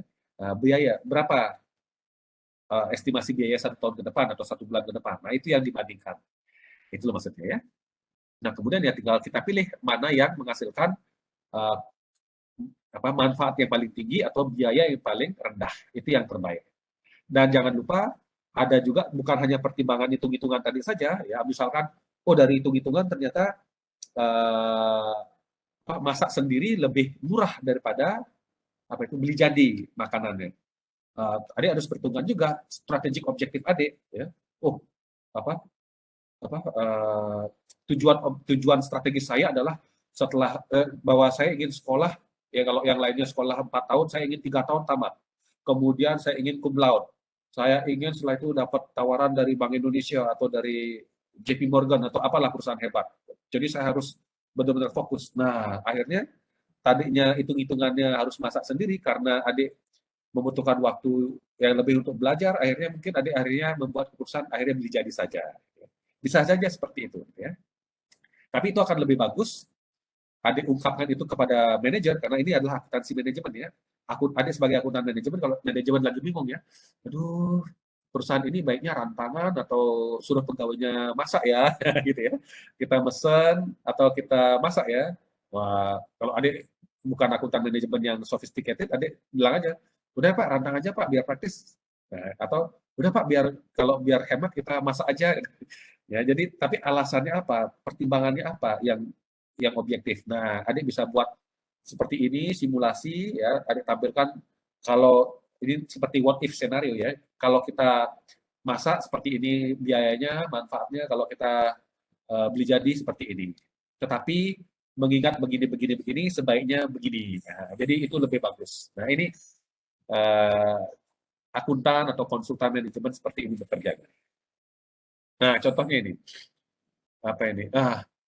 Setiap tahun ada masalah nih ya. Setiap tahun dari 100% panen, ternyata 25% seperempatnya itu adalah apel yang cacat, yang nggak bagus, yang tadinya 100% apel itu dipanen kemudian diekspor itu misalkan, ternyata selalu di tiap tahun masalahnya begini-begini aja, seperempatnya itu nggak bagus lah, nggak kualitas ekspor, bentuknya jelek, kecil, bentuknya aneh kayak gitulah ya dibilang sini.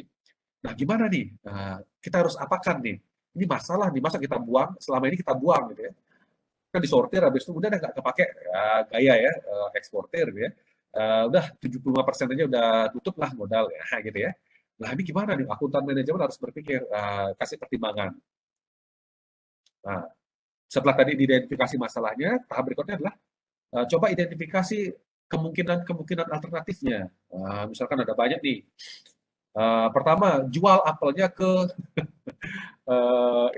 peternak babi gitu ya. Udah deh, kasihan daripada dibuang-buang, kasih makan ini kan teriaknya gitu ya. Gitu ya. Atau mungkin dijual, dapat uang kan. Walaupun nggak banyak tapi menghasilkan lah, ya kan? Masuk akal. Atau jangan diekspor lah kalau memang ini tidak masuk kualitas ekspor, tapi orang lokal juga sanggup kok beli. Nah ini kan menghasilkan duit. Nah gitu ya. Kemudian apa ini? Kenapa nggak kita proses lebih lanjut? Apel yang tidak kualitas lokal, tidak berkualitas ekspor ini kita proses saja jadi apel sauce, ya, apa itu saus apel apa sih? Ya itulah ya, selai apel gitu ya. Kenapa nggak seperti itu? Gitu ya. Masuk akal. Kemudian apa ini? Kenapa selain jadi apple sauce, kenapa nggak kita jadikan makanan, jadi apple pie misalkan ya? Apa lagi kayak macam-macam. Atau ya udah frustasi, udah deh alternatif berikutnya juga ya udah buang aja deh nggak kepake gitu ya. Udah nutup kok biayanya gitu ya. Nah, ada banyak alternatif nih. Nah, sekarang masalahnya nggak semuanya harus dianalisis ya, nanti bingung sendiri gitu ya, karena harus mengestimasi biayanya toh. Jadi ya yang mana lah kira-kira yang kita eliminasinya juga harus realistis ya. Kalau kita sumbangkan atau kita jual ke petani, bukan tadi apa, peternak babi atau apa ya untuk jadi pakan ternaknya, ternyata di lingkungan kita nggak banyak nih peternak babinya, cuma 1-2. Kebanyakan juga kalau kita kasih mereka atau kita jual mereka itu ya. Ya udah nggak jadi berarti ini nggak masuk akal gitu misalkan. Kalau kita kirim ke daerah lain, ongkos kirimnya lebih terlalu mahal gitu ya. Jadi bukannya nutup biaya malah keluarin biaya gitu ya. Jadi seperti itu. Jadi nggak masuk akal misalkan ya. Terus jual ke pasar lokal, masuk akal gitu ya misalkan. Oke ya. Bisa dihitung, bisa diprediksi biaya atau potensi penghasilannya. Oke. Terus gimana kalau kita jadikan apple sauce? Masuk akal, kita punya fasilitasnya misalkan, nggak perlu beli lagi misalkan, oke ya. Atau ada pegawai kita yang bisa mengolah lebih lanjut, oke misalkan gitu ya pertimbangannya. Terus kalau ini apple pie, wah ini lebih kompleks nih daripada apple sauce. Nggak bisa deh kayaknya, kita perlu modal yang lebih besar lagi misalkan. Nggak mungkin eliminasi. Terus ini kita buang aja seperti dulu ya, status quo, sama seperti praktik sebelumnya. Wah, justru kita ingin jangan dibuang gitu ya, biar bermanfaat. Kalau tidak untuk kita ya untuk orang lain minimal. Ya, eliminasi dah gitu ya. Jadi itu didiskusikan dengan manajemen gitu ya, sehingga bisa mengerucut lagi. Nah, ternyata katakanlah ini yang dua ini yang paling mungkin gitu ya. Apa itu? Apa ini?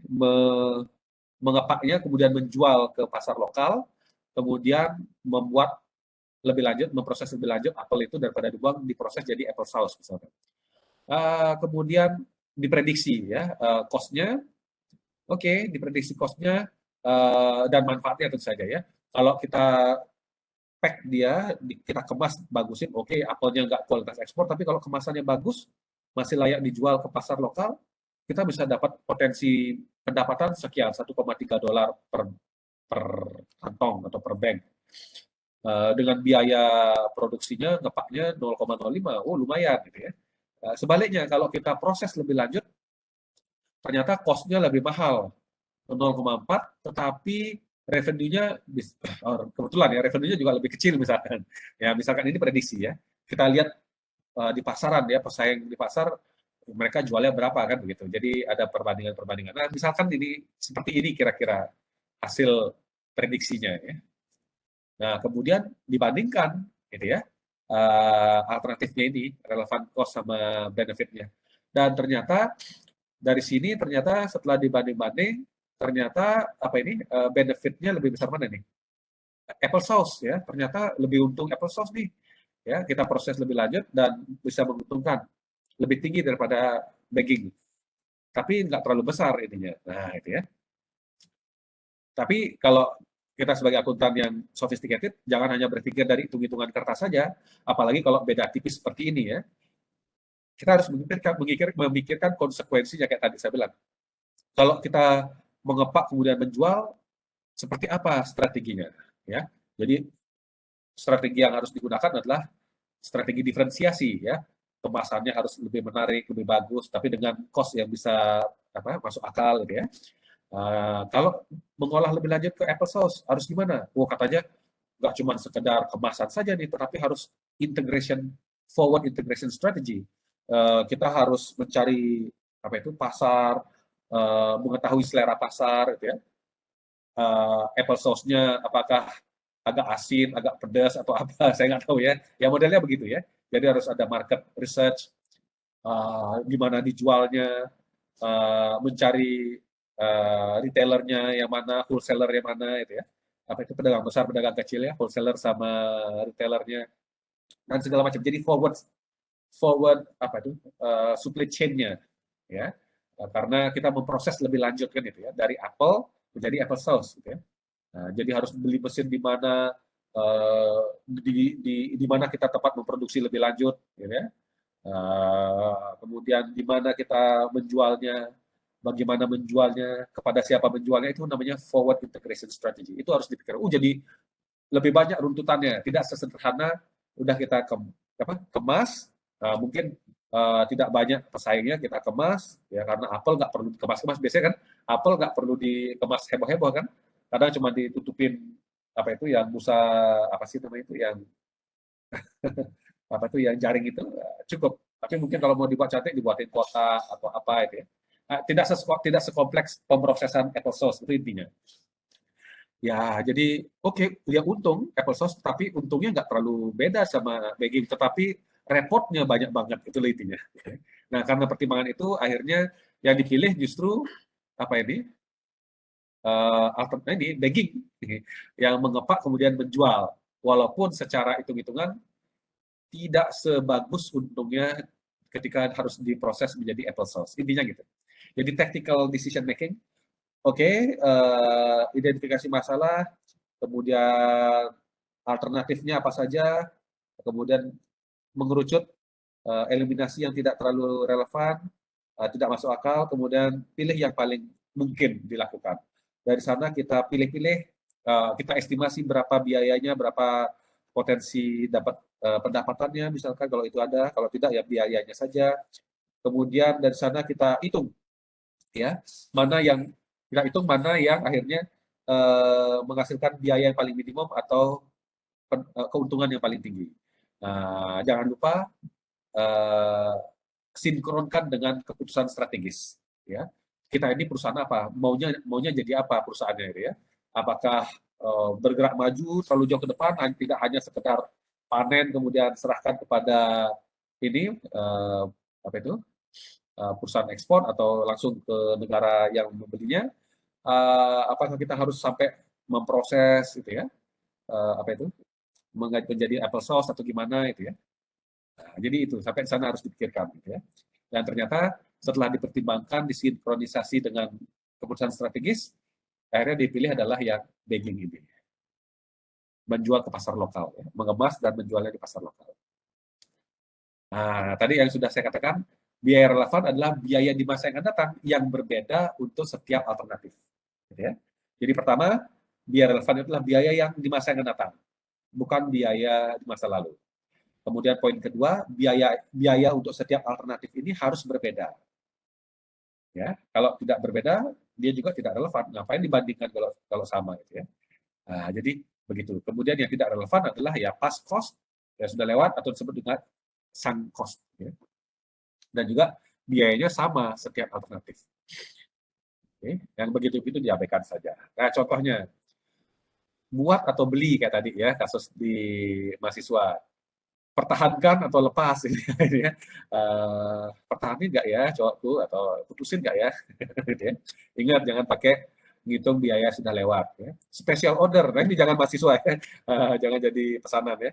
Special order ya contoh tugas adik ya. Jadi kalau selama ini perusahaan memproduksi barang apa gitu ya. Tiba-tiba ada yang pingin spesial, berbeda, membutuhkan tenaga kerja yang lebih khusus, keterampilannya, mesin lebih khusus, sehingga itu biaya juga. Nah, biaya itu harus diprediksi. Kalau seandainya saya terima pesanannya, berapa biaya yang akan saya keluarkan? Kalau tidak saya terima, berapa biaya yang akan saya keluarkan? Itu yang harus dibandingkan. Yang akan itu ya. Nah, kemudian menjual atau memproses lebih lanjut. Nah, kayak tadi itu, dijual ala kadarnya apel yang jelek itu, ya, atau diproses lebih lanjut jadi apple sauce misalkan, atau apple pie, ya gitu ya modelnya. Nah, ini contoh-contohnya saya kira bisa dilihat ya. Ini biaya yang berbeda. Yang diperhatikannya adalah kalau misalkan saya buat makanan, saya beli makanan, ya betul, buat makanan sendiri atau beli makanan jadi, seperti apa ya biaya-biaya yang dibutuhkan. Kalau adik buat, tentu saja adik harus beli bahan-bahan ya kan. Adik mesti bayar tenaga kerja. Kalau ini perusahaan ya. Kalau perusahaan suruh, hey karyawan buat makanannya gitu ya. Atau buat daripada kita beli spare part-nya atau beli apa gitu dari perusahaan lain, kenapa nggak kita buat aja kan seringkali kita berpikir gitu ya. Nah kalau begitu apa yang harus kita butuhkan? Materialnya, bahan bakunya, itu bahan baku, material, tenaga kerjanya, segala macam lah ya. Kalau kita buat lebih repot, lebih banyak detailnya misalkan seperti ini. Nah, kalau mau praktis ya beli aja gitu ya. Tetapi apa saja yang kita perhitungkan? Nah, ini misalkan harus ada supervisi misalkan. Ya jelas kalau kita beli udah sesuai nggak? Kalau udah datang barang dagangannya, barang yang kita beli itu sesuai dengan yang kita inginkan nggak? Nah, itu ada ongkosnya juga kan. Memindahkan barang dari gudang ke proses produksi misalkan. Nah, ada biayanya misalkan. Dan sebagainya ya. Jadi seperti itu ya. Nah, jadi apa yang ini semuanya adalah biaya-biaya di masa yang akan datang, prediksi. Dan yang dimasukkan sini adalah biaya-biaya yang berbeda saja. Kalau ada biaya yang sama antara dua keputusan ini, nggak usah dimasukkan, nggak usah dibandingkan, gitu ya. Tidak usah diperhitungkan dalam analisis. Masuk akal kan? Nah, jadi seperti itu, ya. Dan yang ditentukan kemudian sini perbedaannya, ya. Oh, ternyata dari sini kalau kita membeli mengeluarkan uang 1.800.000. Kalau kita membuat, katanya lebih mahal, lebih boros, gitu ya. Dan ternyata membeli barang dari supplier, langsung saya beli, tidak usah dibuat, itu bisa menghemat sampai 72.000. Nah, kita tinggal buat pertimbangan saja, tanyakan kepada manajer, Pak, selisihnya 72.000 nih, antara buat sama beli, mau gimana? Gitu ya. Nah, pertimbangannya kalau tujuan strategis perusahaan ini adalah begini, visi kita adalah begini, misi kita begini. Cocok nggak visi kita dengan cara begini, ya, dengan membuat, dengan cara membeli, yang mana lebih tepat gitu ya. Nah, itu dijadikan pertimbangan. Mungkin saja dari sini dilihat, kalau buat lebih mahal, ya. Tetapi ini adalah masalah proudness, kebanggaan, ya, kebanggaan perusahaan, kebanggaan negara. Sebaiknya kita buat saja pesawat terbang, walaupun mahal, gitu ya. Kita buat saja, gitu ya. Karena itu masalah kebanggaan nasional. Nah, itu ya, ya tergantung ya strategis kita seperti apa, visi misi perusahaan seperti apa. Kalau dianggap membuat ini lebih sesuai dengan visi misinya, walaupun agak mahal, ya it's okay, gitu ya. Jadi seperti itu. Jadi membuat keputusan tidak naif, tidak awag-awagan, tidak asal-asalan, tetapi ada dasarnya, ada kajiannya, kajian akademiknya seperti ini. Oke, mudah-mudahan bisa bermanfaat dan bisa jadi konsultan. Tapi kalau dari hitung-hitungan, ya membeli ya, karena lebih murah ya. Tapi sekali lagi yang tadi saya bilang, harus disinkronkan dengan tujuan strategis perusahaan. Apa ini? Ini bisa ya bisa fungsional, bisa ini yang ABC ya, activity based costing. Jadi semua biaya-biaya ini biaya-biaya di masa yang datang, dan triggernya atau drivernya adalah apa itu ya, activity drivernya masing-masing. Penggunaan material, triggernya adalah material yang digunakan. Bahan bakar tenaga kerja langsung, penggunaan tenaga kerja langsung, ya jam tenaga kerja langsung yang dipakai. Supervision ya, jam yang dihabiskan untuk melakukan supervisi. Moving materials, jumlah material yang dipindahkan atau jam yang dibutuhkan untuk memindahkan material dan sebagainya. Itu setiap ini ada drivernya masing-masing. Activity based costing. Kalau yang functional based costing itu ya biasanya hanya didasarkan pada unit, misalkan penggunaan material, penggunaan tenaga kerja langsung, apalagi dan sebagainya. Mungkin hanya satu driver yang sama untuk semua ini, ya. Misalkan ini didasarkan atas jam tenaga kerja langsung misalkan, atau dari unit yang diproduksi atau apalah ya. Nah, jadi satu untuk semuanya. Kalau tadi setiap activity cost ada activity drivernya masing-masing, sehingga diyakini activity based costing lebih akurat karena yaitu adanya hubungan kausalitas antara driver sama cost yang ditimbulkan. Ya. Saya kira kita sudah cukup banyak bicara itu, nanti dibaca-baca ya. Kalau perbedaannya ya dari sana ya, karena seperti itu tingkat detail dan kausalitas tadi itu menyebabkan bisa saja dua metode berbeda ini, yang satu ABC, yang satu fungsional atau tradisional, berbeda keputusannya. Ya. Kalau yang fungsional ternyata keputusannya lebih murah kalau kita membuat sendiri, gitu ya. Nah, yang mana ini semuanya itu tergantung dari apakah keputusan tujuan strategis lebih condong kemana, gitu ya. Ininya, ya. Visi misi perusahaan kemana, gitu ya. Seperti itu. Sama juga halnya dengan ini, pertahankan atau buang saja. Seperti kasus Garuda. Kalau adik jadi konsultannya Garuda atau akuntan manajemennya Garuda, atau bahkan CEO-nya Garuda, ketika membuat keputusan, pertahankan atau buang saja Garuda, mohon maaf, Garuda Indonesia. Nah, ini ya. Nah, kalau kita pertahankan, apa saja biaya-biaya yang akan terjadi. Kalau kita buang, apa yang terjadi? Pertahankan pacarnya atau buang saja pacarnya, ini juga harus diperhitungkan. Modalnya kayak gitu. Ya. Nah, ini apa nih? Seat cover sama floor mats. Jadi kalau ada dua produk, yang satu katakanlah biasanya kalau keputusan ini karena sering merugi seperti Garuda ya, apakah sebaiknya dilepas saja gitu ya, kita fokus pada satu yang lebih menguntungkan. Nah, ya kurang lebih seperti ini detail, dan sekali lagi karena ini ABC, setiap cost ini ada activity drivernya dan erat kaitannya, kausalitasnya tinggi ya. Biaya advertising, biasanya drivernya misalkan jumlah jam apa itu ditayangkan di media itu ya misalkan. Supervisi berapa jam atau yang dibutuhkan untuk mensupervisi, atau berapa unit yang menjadi tanggung jawabnya untuk disupervisi, dan sebagainya dan sebagainya. Machine depreciation misalkan kalau itu tahun masa manfaat atau jam kerja mesin misalkan, dan sebagainya. Jadi spesifik untuk setiap cost ini. Saya kira paham ya. Jadi memang lebih detail biasanya. Keputusannya ternyata mana nih? Oh ternyata floor mat yang lebih menguntungkan, sehingga drop saja yang seat covers ini karena dia rugi lumayan besar. Kalau oh sorry, belum ini ya, keep or drop yang ini ya. Nah ini nih soalnya ya, seat cover perusahaan ini ada dua lini produk, seat cover sama floor mats. Ternyata seat covers ini merugi ya. Ini detailnya 120 katanya rugi, dengan biaya-biayanya rugi 120.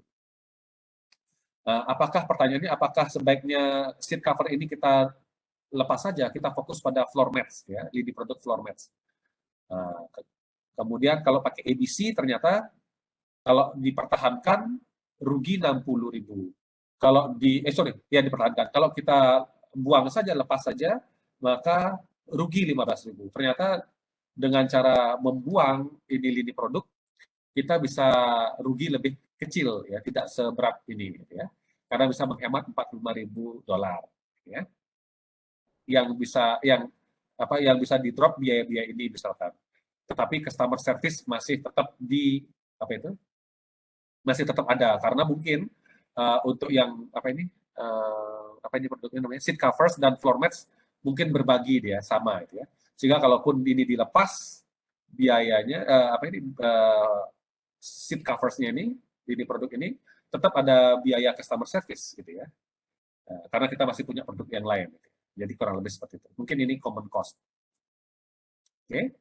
Salah. Nah, untuk yang accept atau reject special order, nah coba adik tampilkan jawabannya adik, ayo. Atau mau saya tampilin? Saya aja ya, biar cepat ya. Sebentar. Ya, udah lapar ya semuanya ya.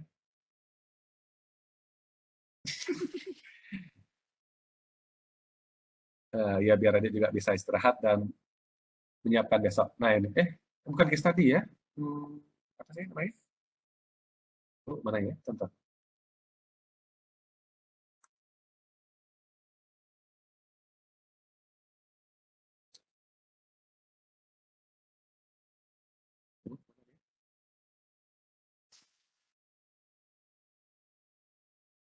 Oh ini, ya. Selesai. Ya. Ini dia. Nah ini. Ini biaya-biayanya.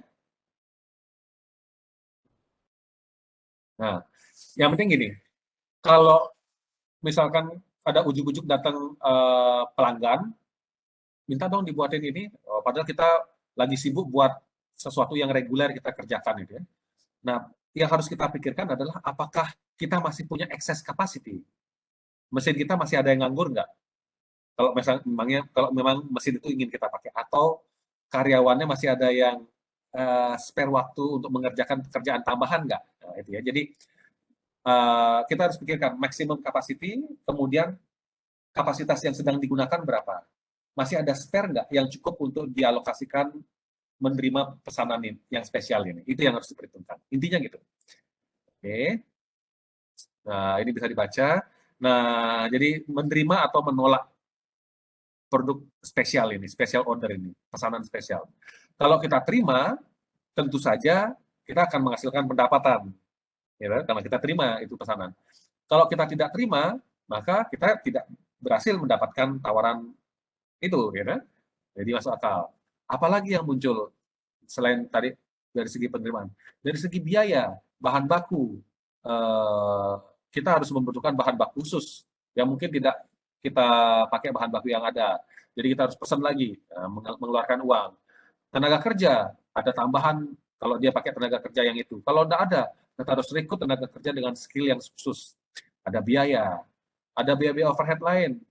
Mungkin ada di atasnya apa saja detail biaya overhead-nya, gitu ya. Jadi seperti itu. Biaya overhead yang khusus terjadi karena kita menerima produk spesial ini, order spesial ini. Nah, kalau kita tolak, ya otomatis biaya-biaya ini nggak ada. Jadi dengan kita menerima, ternyata 100.000 kita mendapatkan potensi keuntungan. Pertanyaannya kemudian adalah, sesuaikah dengan tujuan strategis kita, gitu ya.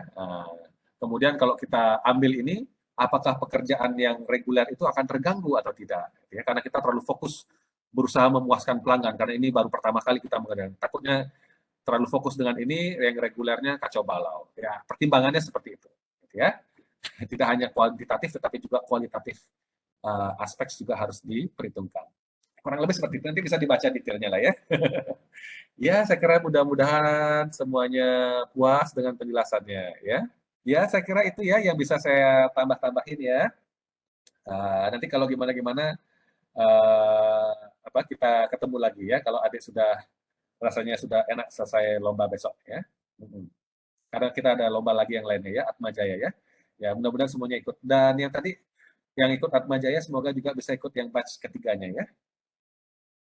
Ya, terus ya ini bisa jadi pionir adik-adik ya. Semoga nanti bisa dibuatkan nanti kelompok studi apa ya, seperti saya membina kelompok studi pasar modal, mungkin waktu di SMA ada kayak model kelompok studi matematika, pecinta matematika, ya model begitulah ya.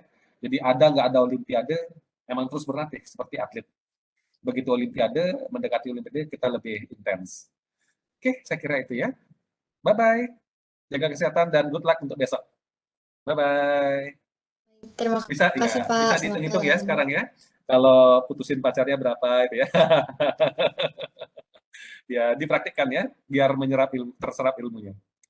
Bye-bye. Selamat malam. Yuk, bye-bye.